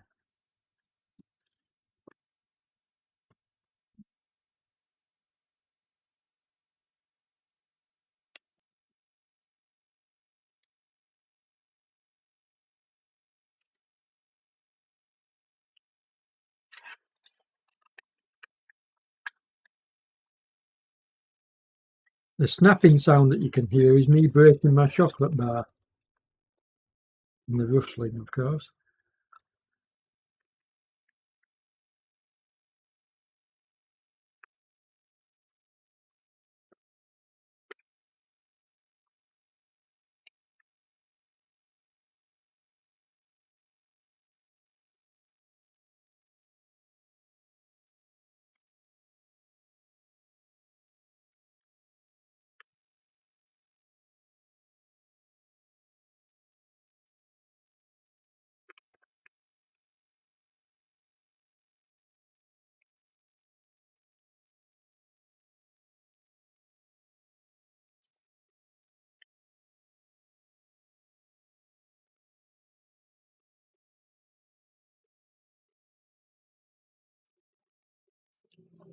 Now then, who's your money on?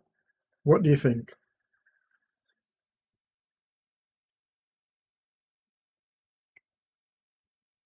Are we going to see a rider go clear, or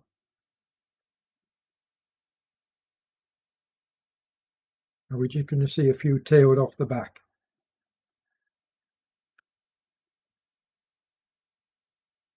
The pace on the approach to the climb is obviously being raised.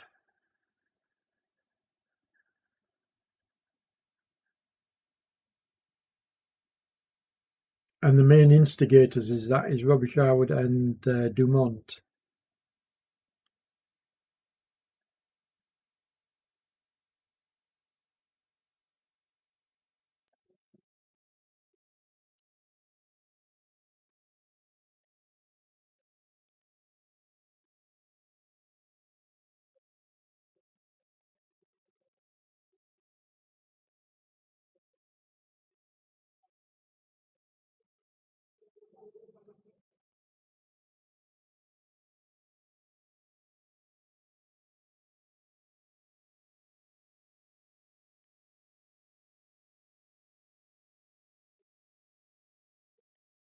Dumont's looking very strong.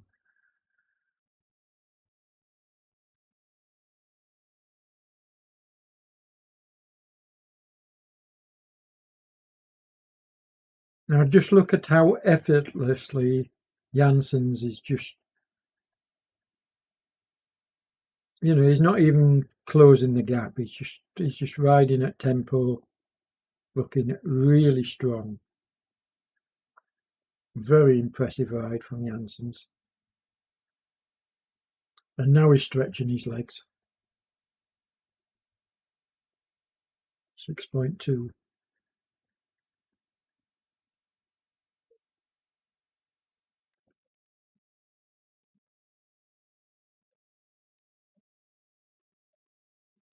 Six point 4, 6.8. So some really good climbing wattage is being put out here.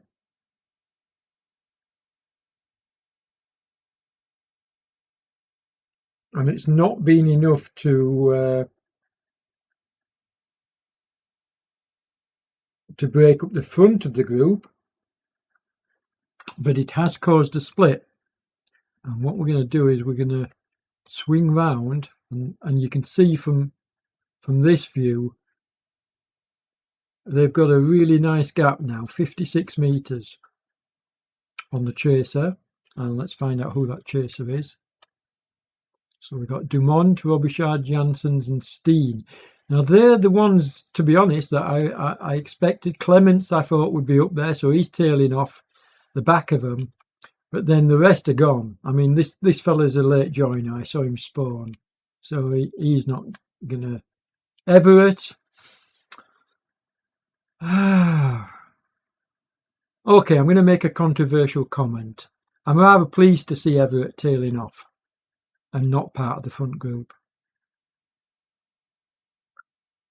All right, the guy's ridden 30 kilometres, but, you know, these guys have ridden double that and more.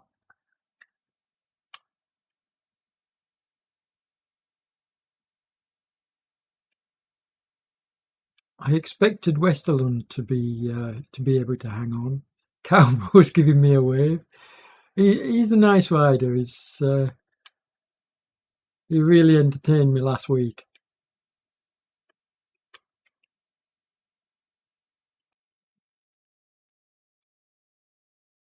This is another new rider that's joined late. So I'm going to get back to the front. I'm not going to stay much with the riders that have late joined. This is where the action is. So we've got 30 kilometres to go, but we're into the real meat of the ride now.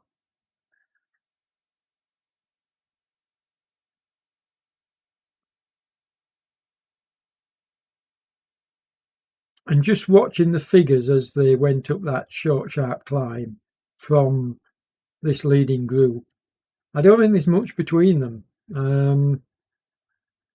At this point, I mean,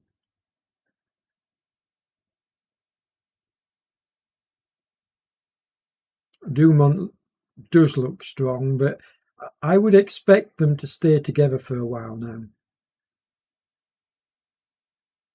Unless Dumont decides he wants to push on and get a break.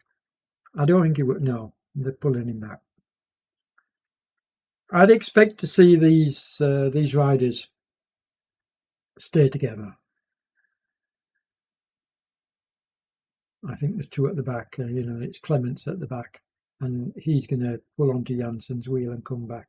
Janssens, despite the fact that he's sort of like fourth man on the road with a gap, I just think he's comfortable. Look at that, the ease with which he just closes up that gap. And he doesn't do anything silly. He doesn't go spurting on past. Look, puts in a bit of power there because the corner is coming up. I think he's a good rider. I think he knows what he's doing here. He's not wasting energy, and that's what you see in the really best riders. Riding smart rather than having to say, well, look, I'm the strongest.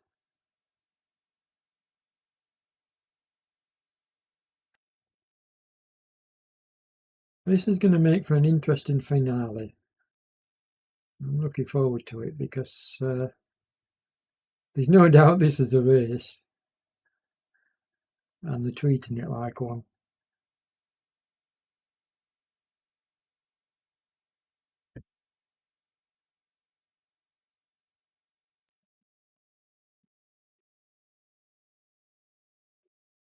And even Steen's looking nice and strong.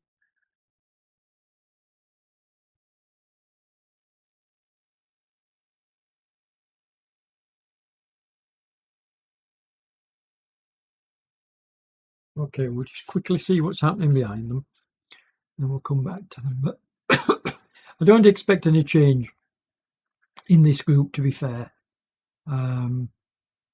Like I said, this slope is just it's not sufficiently steep enough to for any one rider to just ride away. Yes, they're going to surge and fall like they're doing, but I don't see any one rider being allowed to just ride away. Anyway, let's have a look and see what's happening behind. This is the late joiner, so we're not going to concentrate on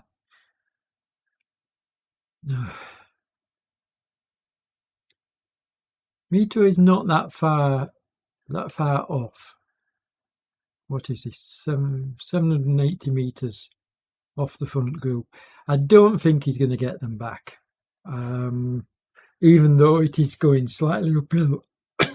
It could do, but excuse me, I don't see it. And then these two, further 250. I don't know.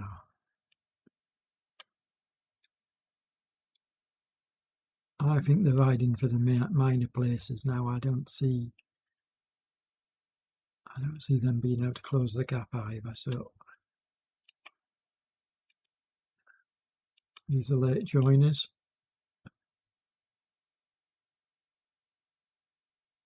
He's on the downhill section of that spike, so that's why his legs are going like the clappers. Looking good, Happy.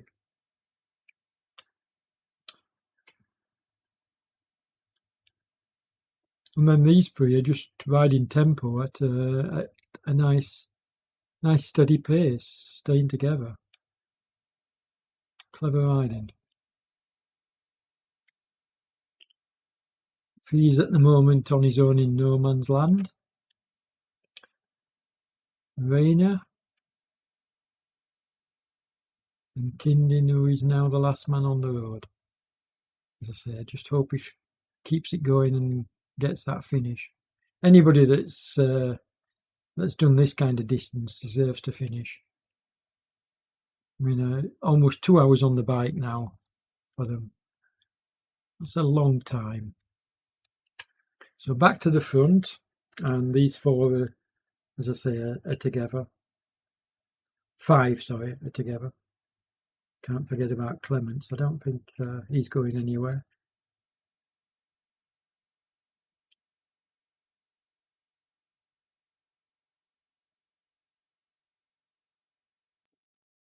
Depends what kind of rider you are, I suppose, on how, how some of the riders are finding this. A lot of riders like the constant up and downs, the rolling type of terrain, and some riders just hate it, absolutely hate it.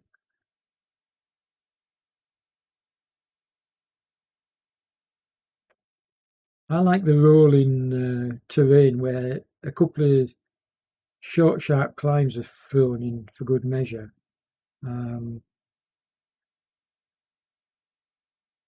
Because I can often claw back some of the distance I lose on the flat or on the downhills.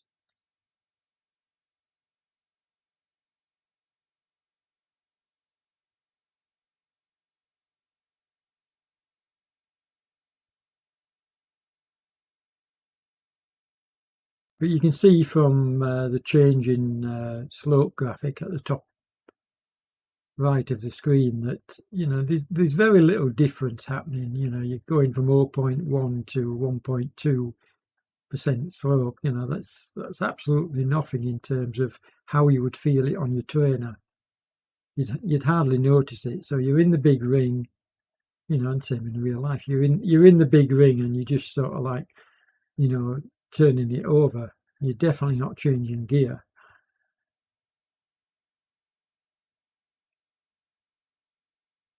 And in fact, it's funny because a ride like this for me I would probably never change gear on a ride like this, because the short, sharp climbs, I would just bring it up in the same gear, just get out the saddle and whack the gear around, and then obviously try and hang on with the group in the flats and on the downhills.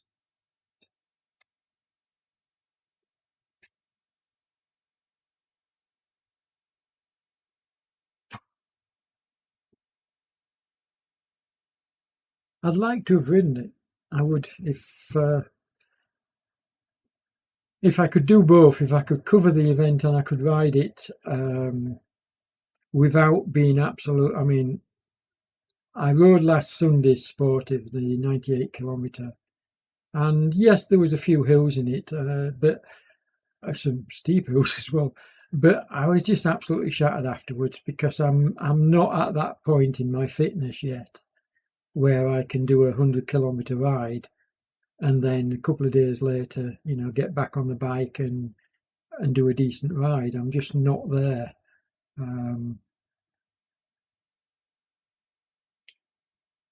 if you compare that to when I was putting in the training for the transcontinental race, the TCR, back in 2018, I mean, this kind of ride wouldn't even register on the radar. I wouldn't even call it a training ride. I was doing 24-hour rides for fun back then, and 4, 5, 6 hours on the turbo were like my staple diet. So a 3-hour ride would hardly register with me. And then, of course, that all changed with the accident, and me now trying to come back to a half decent level of fitness. And it's hard. It's hard when you reach a certain age. I'm no spring chicken, and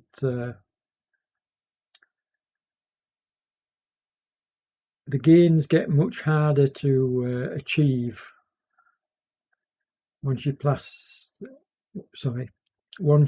that 60 years old mark.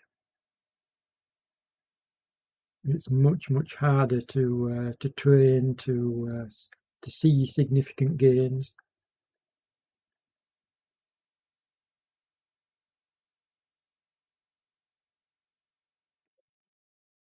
And from what I've seen, I haven't really been a part of the Masters racing yet on RGT. I did it on Swift, but there's some good older riders on RGT. It's a scene I would like to get back into. I'm not sure if I will, because I may well end up being busy with other things. It's time to get back on the bike. So there we go. Let's just, I'm just going to switch to myself, and we're going to turn the pedals again. Just check that my cadence and power show up. There's my power. Cadence always lags behind. There we go. There's the cadence. Okay, so that should be enough to keep me in the ride for another 30 minutes.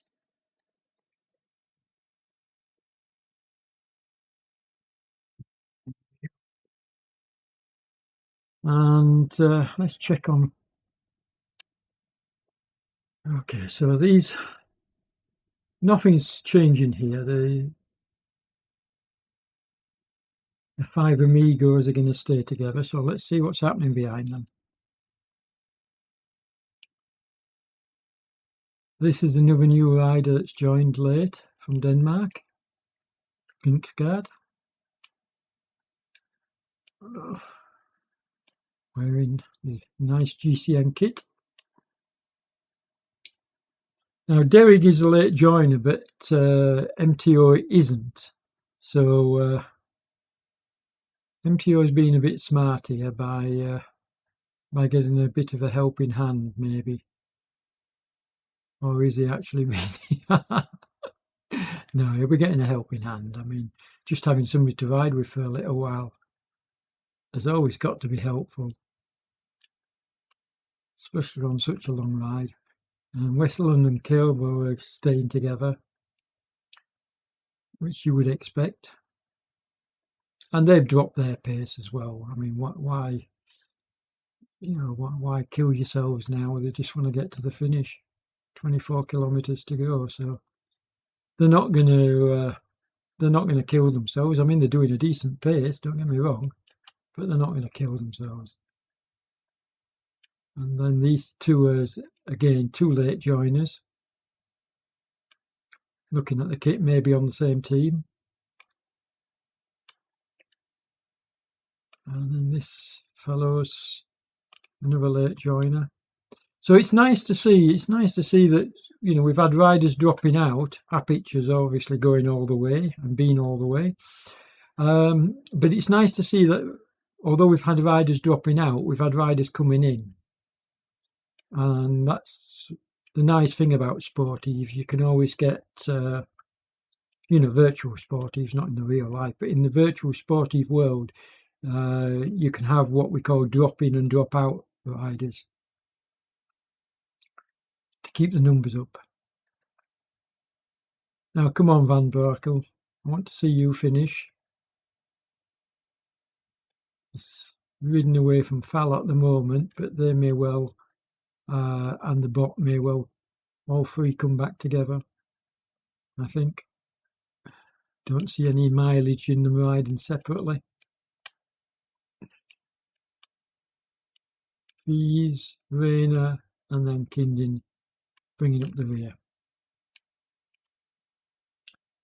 And then Robichard doing his thing on the front again.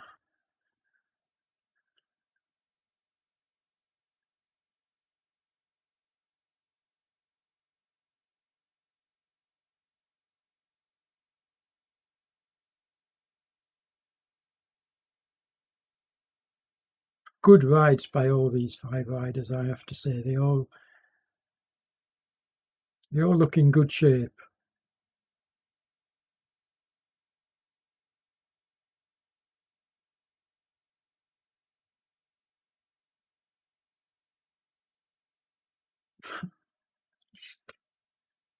That surprises me. This sort of like digging have kind of surprises me.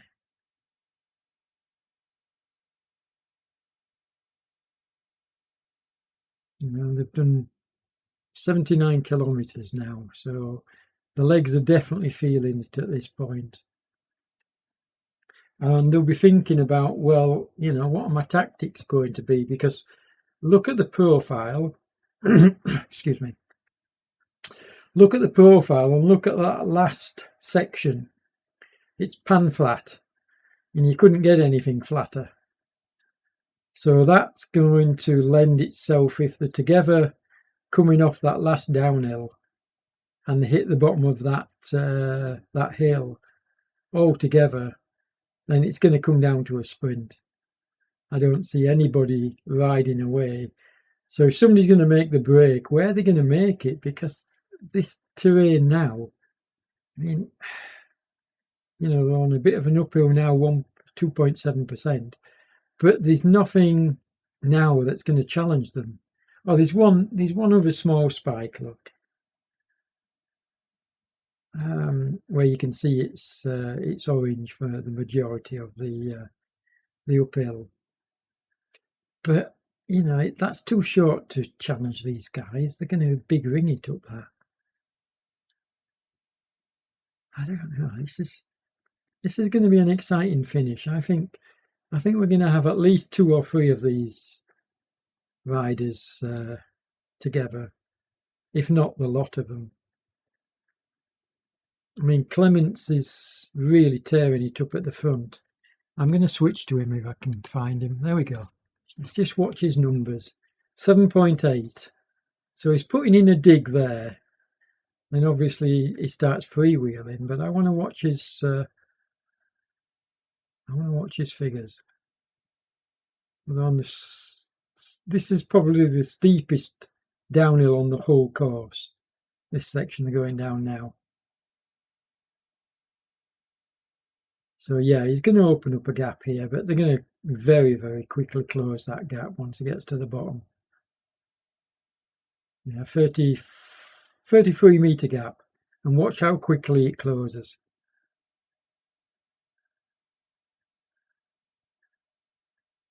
But good effort. And he's opened it up to 40. There we go, 40 metres.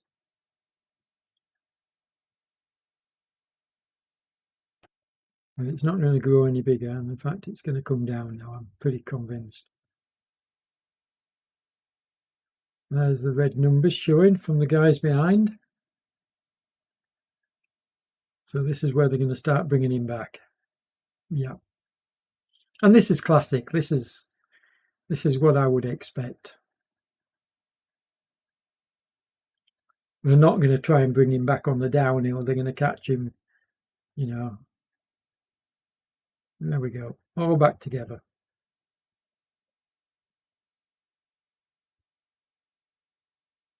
So when you think that's the steepest downhill on the whole course, and you can tell that from the blue section, that's the steepest downhill on the whole course. And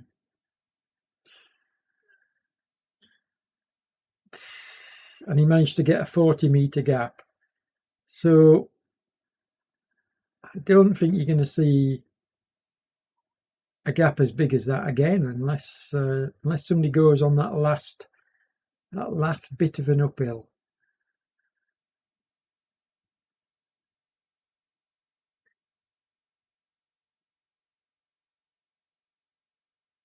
Okay, let's start checking out. I'm going to start checking out some power numbers. So what we'll do is we'll look at each rider in turn. So here we're looking at Robichaud, and he's putting out 386 watts here, look. So he peaked at 386 there, no heart monitor,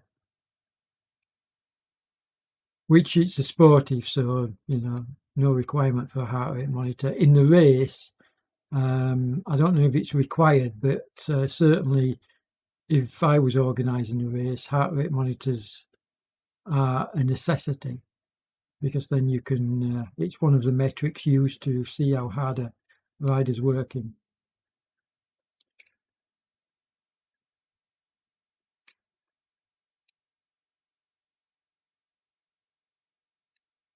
So there's Robichaud. Let's have a look at who's next on my list.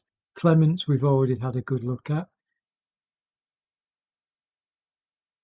And he's putting in some good power numbers. His heart rate is, well, depending on what his max is, but his heart rate is steady at 144.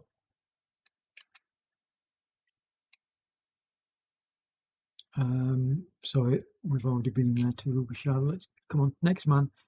Dumont, no heart rate monitor.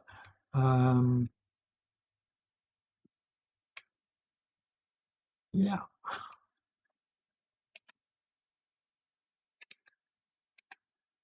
Come on, switch rider. What have we got now? We've got Clements. Janssens, there we go.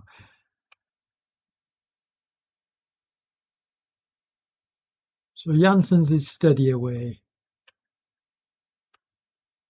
Under 200 watts in the power thing, but it just looks so comfortable. Heart rate is sort of like, you know, what you would expect from somebody on a Sunday run. Just doesn't look in any difficulty whatsoever. Dumont, no heart rate monitor, but power numbers, high power numbers, suggesting he's a big rider. So it looks like Janssen is a smaller rider. It looks like Dumont is a bigger rider. That's just the way I'm reading it from the power numbers.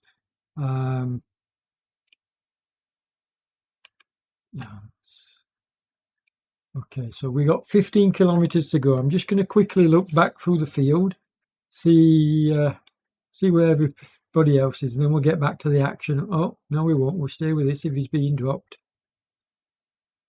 Or is he gonna get back? Yeah, he's going to get back on easily. Like I say, I don't expect these short, sharp spikes to break this group up. So we'll just have a quick look through the Now these are late joiners, many of these that you're seeing now. So the ones that I'm quickly going past. MTO obviously is not. He's just got 18 to go. Well done, sir. Keep it going. And keep the pace going. You're riding at a nice pace here. Keep it going. Westerland and Corbo. They're putting in a nice stint here with 18 to go. Late joiner. And Apic, he's really hammering out the pace. Well done. Van Brekel, another stalwart. Like I say, he rode last weekend and I was so impressed with his riding. Val.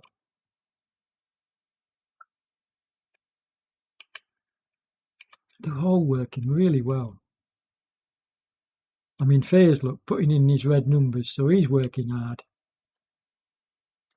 Rayner, and then Kindin, last man on the road. So let's get back to the action. And Clements, has he broken free? Let's find out. Let's spin the camera back. No, he hasn't. You can see the with him. Let's zoom out a bit and find out. There we go. See them all on the road. So we'll keep an eye on this group now because we're getting close to the finish. And what I'm going to try and do is keep everybody. I mean, this is a fast pace. I'm going to try and get everybody finishing. I think I wasn't going to do. I was going to go and have my coffee and cake and call it a night when the finishers had finished, when the front group had finished. But I'm going to stay with it. I think the riders at the tail end deserve that because everybody that completes this distance deserves full kudos and respect. Okay, let's see if we can get a better view. I'm not happy with that view there. No, I'm still not happy. I want to watch them breaking it up, pushing each other, but it's a bit difficult with the trees. So let's switch to other side. That's better. It's better. Okay, that'll do.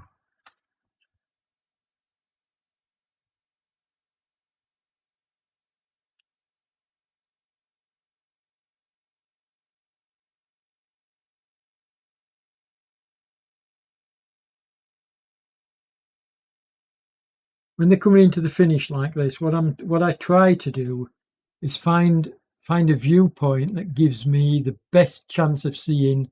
I mean, there's 5 of them here, and I want to try and keep 5 of them in view. So if I need to zoom in or if I need to zoom out, that's what I'm trying to do, to try and keep all 5 of them in the same shot, and then we can see what kind of distances. I mean, obviously, as the distance between them grows, I can't do that, but at the moment I can. Now, Dumont has once again tried to shoot off the front, and no surprise that Clements is chasing him. But this is not going to be a winning break by any standards. This is going to be brought back by the guys behind him. Although they are allowing a bit of what we got for 30 odd meters gap, so they're going to have to put in an effort here. I mean, that's closable. That's easily closable at this stage in the ride. I'm saying easily. It's not easily closable, but it is closable. You can see red numbers now being put in by Dumont and Clements, and by the chasers as well. So they're not hanging about. They're trying to break it. They're testing each other. They're trying to break each other here. And let's just, there we go. Look, Clements just.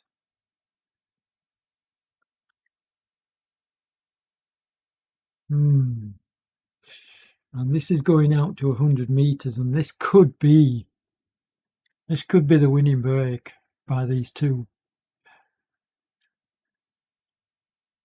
I hope not. I hope the riders behind can come back. But no, this is looking like 11 kilometres to go. That's a long way out. It's a long way to push. But there's two of them. If it was one, I don't think it could hold this gap. But if they work together, if Clements does some work with Dumont, which I think he's going to have to do, he can't sit on his wheel, that's for sure. Yeah, he's coming through. Now, if these two work together, look at the gap. It's 124, coming down slightly. They really need to. They don't need to be. They don't want to be punishing each other. They need to be working together because the gap behind them is coming down, and it's coming down significantly, quickly. And guess who's doing the chasing? Robbie Shoud,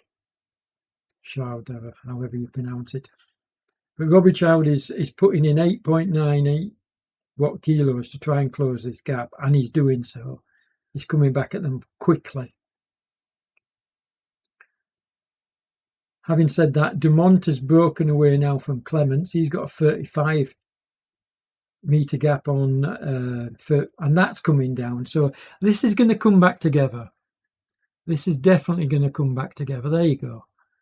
There's Robbie Shoud. Look, he's now in second place with Clements on his wheel. And Jansen's a further 170 metres behind and not really closing. So I think the first finisher, I'm going to call him the winner. The winner's going to come from these three. I think I'll announce that now. Because if Jansen's was going to come back, he would need the help of Steen and Rispins and working together. But they're individuals riding on the road. Let's just go and check them out. Look, he's all alone on his own, with Steen a further 150 metres behind. So because they're not working together, they're not going to close that gap. Of that, I'm pretty convinced. Even though there's 10 kilometres to go, plenty of time to close the gap. But I don't see it happening. I really believe that the...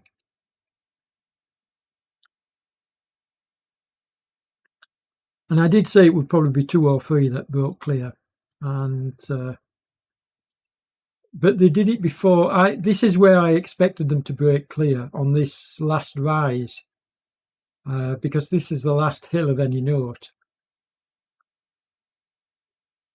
if you can call it a hill. And this is where I expected to see the break happening if it was going to happen.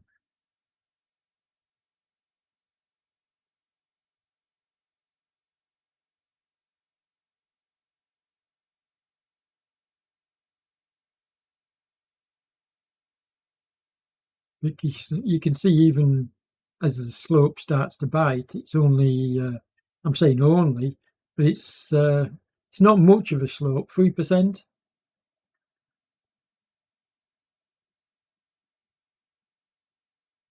So it's out of the saddle, you know, in the big ring. And in fact, the slope's eased back to almost nothing now. So it doesn't really go on long enough to give you a chance to get out of the saddle and push a big gear.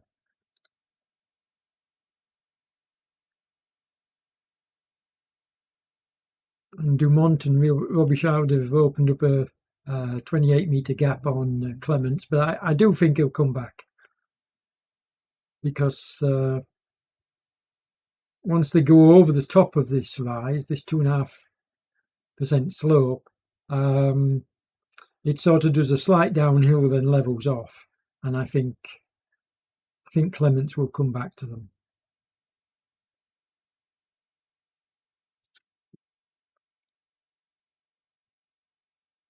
Let's wait and see. Well, he needs to start putting his power down because the gap He's pegging it. He's pegged it at 40 at the moment and bringing it down now. He's starting to, you see these numbers going red? So he starts to put the effort in to bring the, and 6.6, starts to put the effort in to bring the watts kilogram up and the distance down. And you can see it falling now. He's pegged it at about 20 metres, but it's coming back now. Dumont has made another break off the front, so although Clements is catching Robichaud, Dumont is making a further break for it. Now these two, Robichaud needs to get on Clements' wheel and they need to work together, but Clements just looks too strong for him.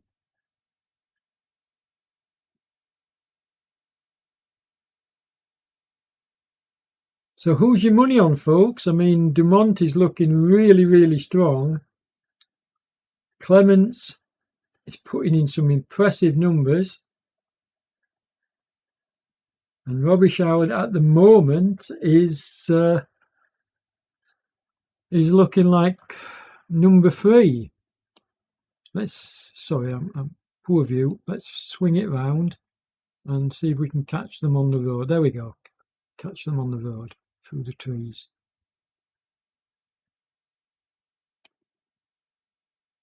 Trying to get, there we go. We got it. Now that's a good view because that shows him working his butt off trying to close this gap visually as well as literally on the road.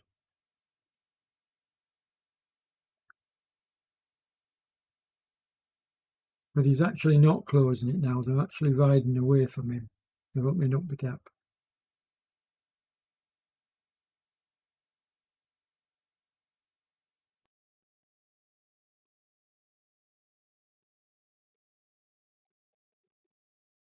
This is exciting. This is going to go down to the wire. Let's return to the two up front. These two are just, one of them's punching, the other one's counter punching. You think when Dumont gets a 50-meter lead that he's going to just ride away, but I knew that wasn't going to happen. He's just...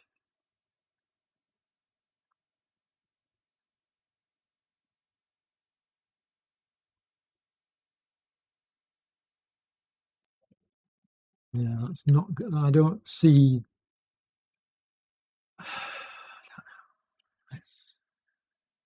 And you can see visually now he's nearly 100 metres behind. He's 96 metres behind and he's not closing on them. They're opening up a gap. So, and behind him you've got Janssens and he's out of it now. 430 metres. So I'm going to stick with the leaders. Is it worth zooming out and having a look and seeing if we can see all 3 of them on the road again? No, he's too far behind now. Really zooming out isn't really effective. He's too far behind. He's 110 metres behind, so we'll stick with these 2 for the time being and watch them battle it out together.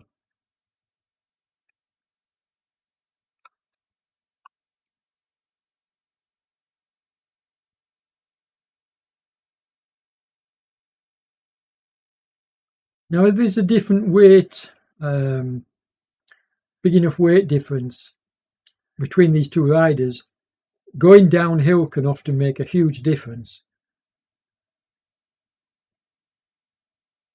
But the rider in second place has the benefit of being able to draft, and it's quite significant, the draft. So I don't expect these 2 to split up on this downhill. I think they'll stay together. I would really struggle to hold the wheel because I'm such a lightweight rider. But and Clements is trying to make a break. You can see him really, really pushing now. 7 watt keys or almost. There we go. and then foot off the gas. If you're going to do that, you really need to keep the power going.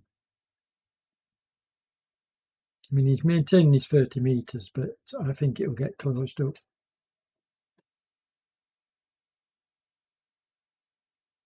Let's just zoom out and see visually how far.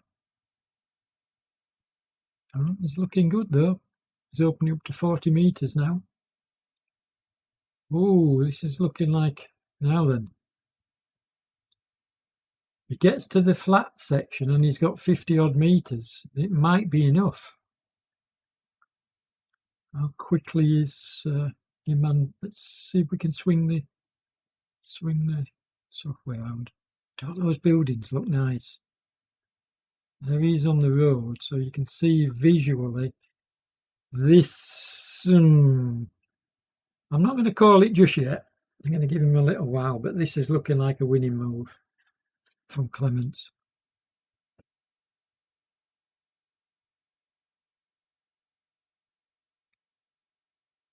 Now, the only thing here is it's showing Clements as not having ridden the full distance. And I can't remember, to be honest, whether he was in from the start. I mean, there's two reasons for it not showing this full distance. He's had a dropout and had to come back in, and therefore his distance is affected, or he's simply joined at a later point in the ride. Yeah, he's got this. He's clearly not going to get caught now. So let's zoom in on him.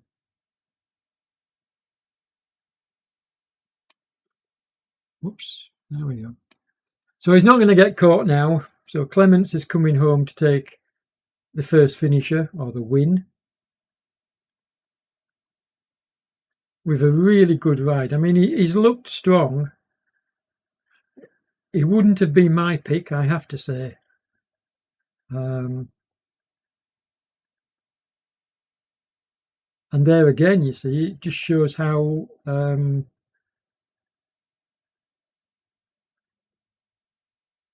who looks to be the strongest rider on the road isn't always going to be the winner. I mean, my pick would have been Robichaud, who's currently in third place, possibly going to get second if he can catch Dumont, because he's putting in much higher figures.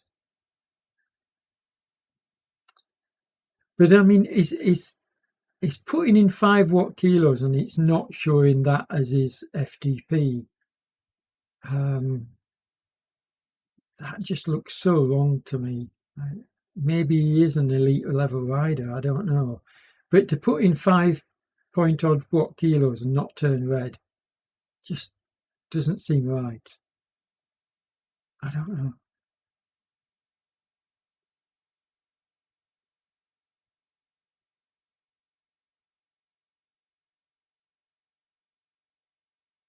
Well above 5 point. What I mean is he can put in well above 5 and still not show up as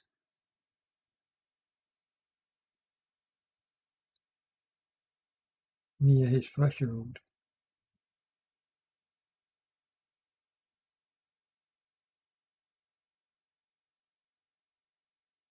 And I've watched enough Swift races to know that anybody riding, the Swift races are run A plus level.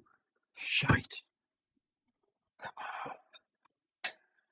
Ah, don't. Come on, you dick. Come on. Okay, we'll be back in shortly, guys. We'll get there for the finish. Come on. We'll be back in for the finish.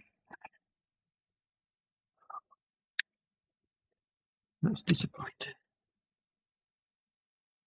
You see, you get so tied up with the commentary that you forget you've got a pedal.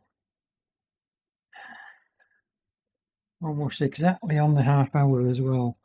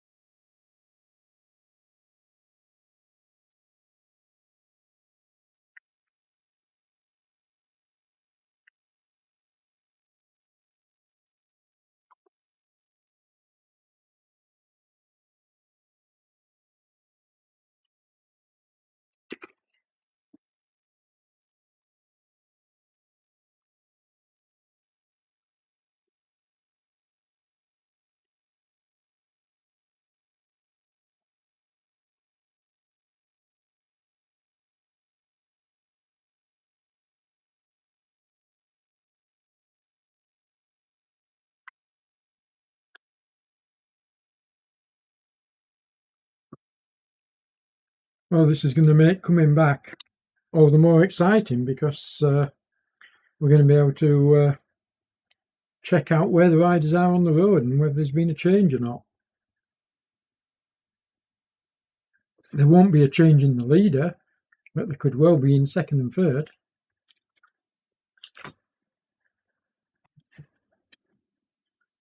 So let's see where they are.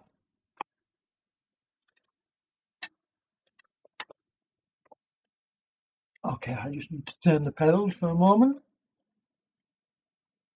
There I am. Okay, that's enough for me. Now let's find out what's happening at the race. Oh, just in time. There's Mr. Clements. Just in time.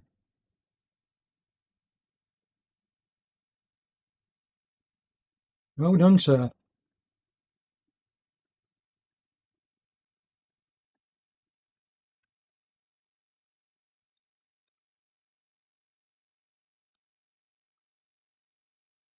Here he comes.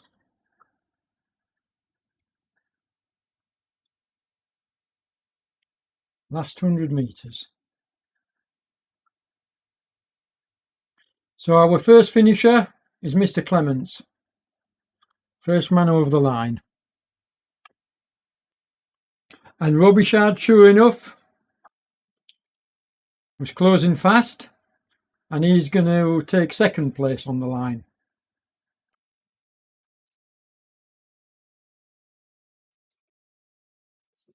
So while I was away, Robichaud here was closing the gap on Dumont.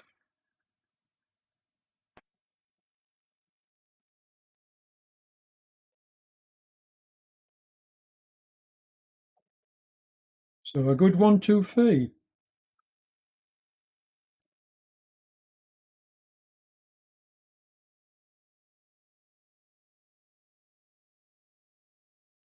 Really good rides. Very impressed. And this man would have been one of my picks, Janssens. He's looked absolutely effortless all day. I know that's probably not how his legs are feeling, but he's really made it look smooth. Really nice ride.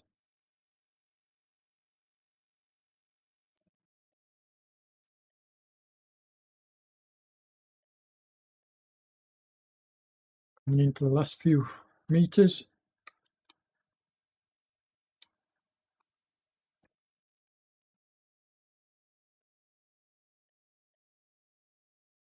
And there we go under the banner.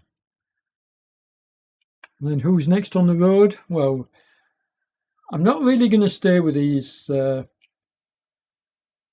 mean, yes, I'll highlight them, but MTO is the next man on the road in terms of people who are riding the full distance or have been any great distance. So Clements has actually put his hand up. So Robichaud is the first man across the line because Clements started 20 kilometres in. And, excuse me, and that is really good to see him putting his hand up. In fact, I'm going to message about that because I think that's fantastic.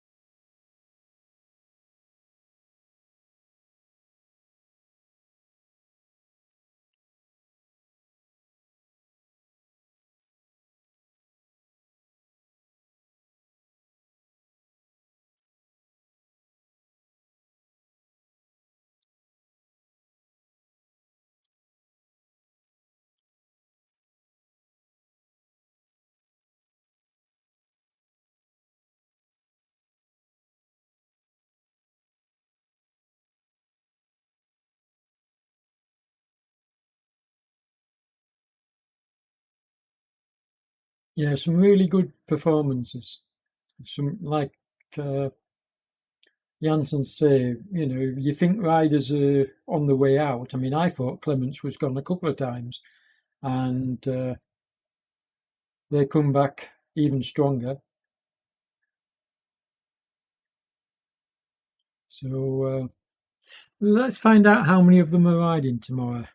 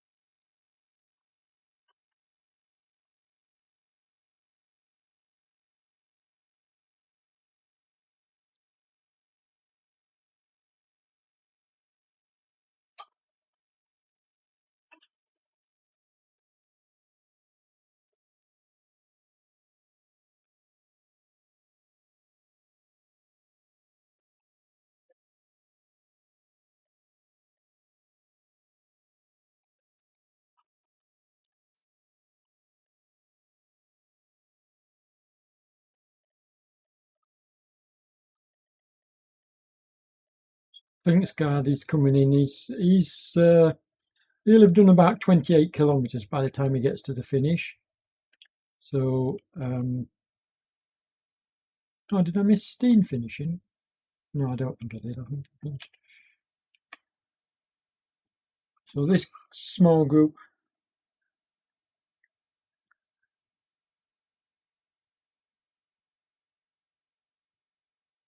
the group at 2 kilometre, do we race the last kilometre? Yeah, go for it, man. Go for it. But don't forget the guys you're riding with have only ridden like I've only ridden 16 kilometres, so he can afford to sprint. Oh, poor lad, they're leaving him way behind. But of course they are. I mean, these guys have ridden 16 kilometres. He's ridden 100. No comparison.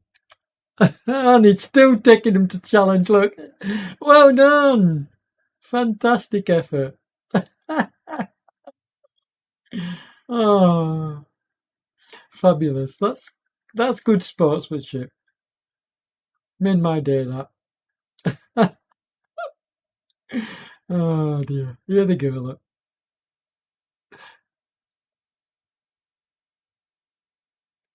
There you go, last kilometre. Last bit of effort.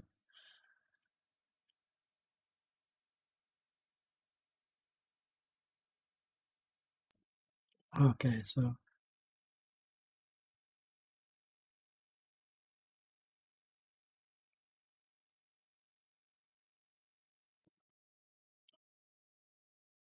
these two are fighting it out, but full credit to. Let's see if I can get all three of them in shot. That would be the fairest thing. There we go. Let's get them all three in shot. And there I am. Can you see me at the side of the road there? That's because I've stopped and started so many times. Here we go. Look, he's going to take them on. Oh, what a rider! Can he override? Can he overtake Derek? He's trying, but I don't think he will.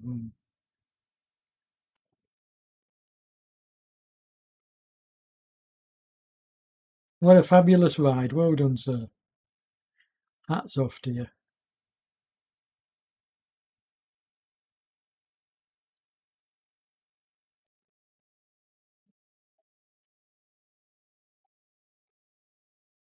There we go. Well done.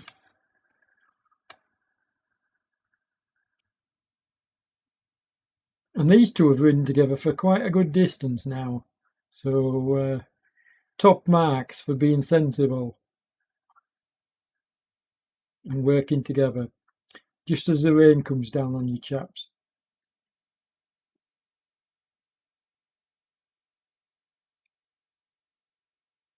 Really good effort and the full distance for both of you, so you can't ask for more than that.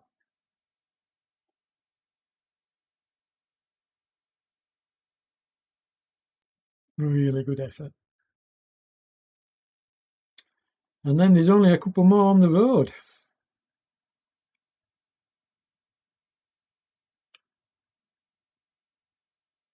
We're finishing before I thought you would, actually. I expected to be here much longer than this.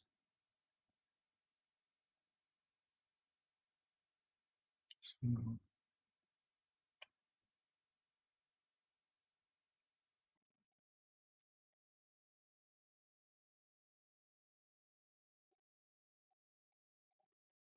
yeah, I miss it in real life too, mate.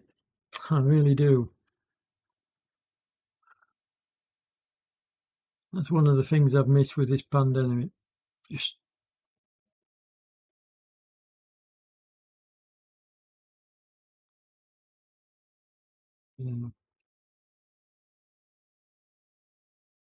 Well, thanks everybody. Don't forget to check out the video. You know, if you didn't manage to catch any of it while you were riding, check it out afterwards. Give me a thumbs up, give me a like, and subscribe to the channel. You know, a lot of effort goes into these broadcasts, a lot of my time as well. And I have a young family, so I have to try and balance things. But, you know, I'm really pleased to say I've covered this full event tonight. So don't forget to give me a thumbs up. Thank you very much, and good rides, all of you. Okay, so Cowboys on for the sprint. There we go. Great finish. Well done.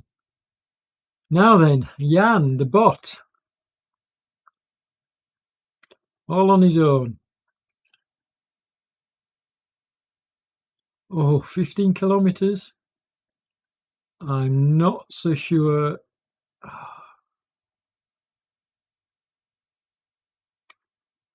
And rain is 17 kilometres. Would you forgive me, guys, if I dipped out at this point? Because I'm looking at another 30 minutes, give or take, and yeah, I'm sorry, guys, but I don't like doing this, not catching every finisher, but that's a little bit too much distance to hang around at this time of night for. So I'm going to call it. Good ride anyway, folks.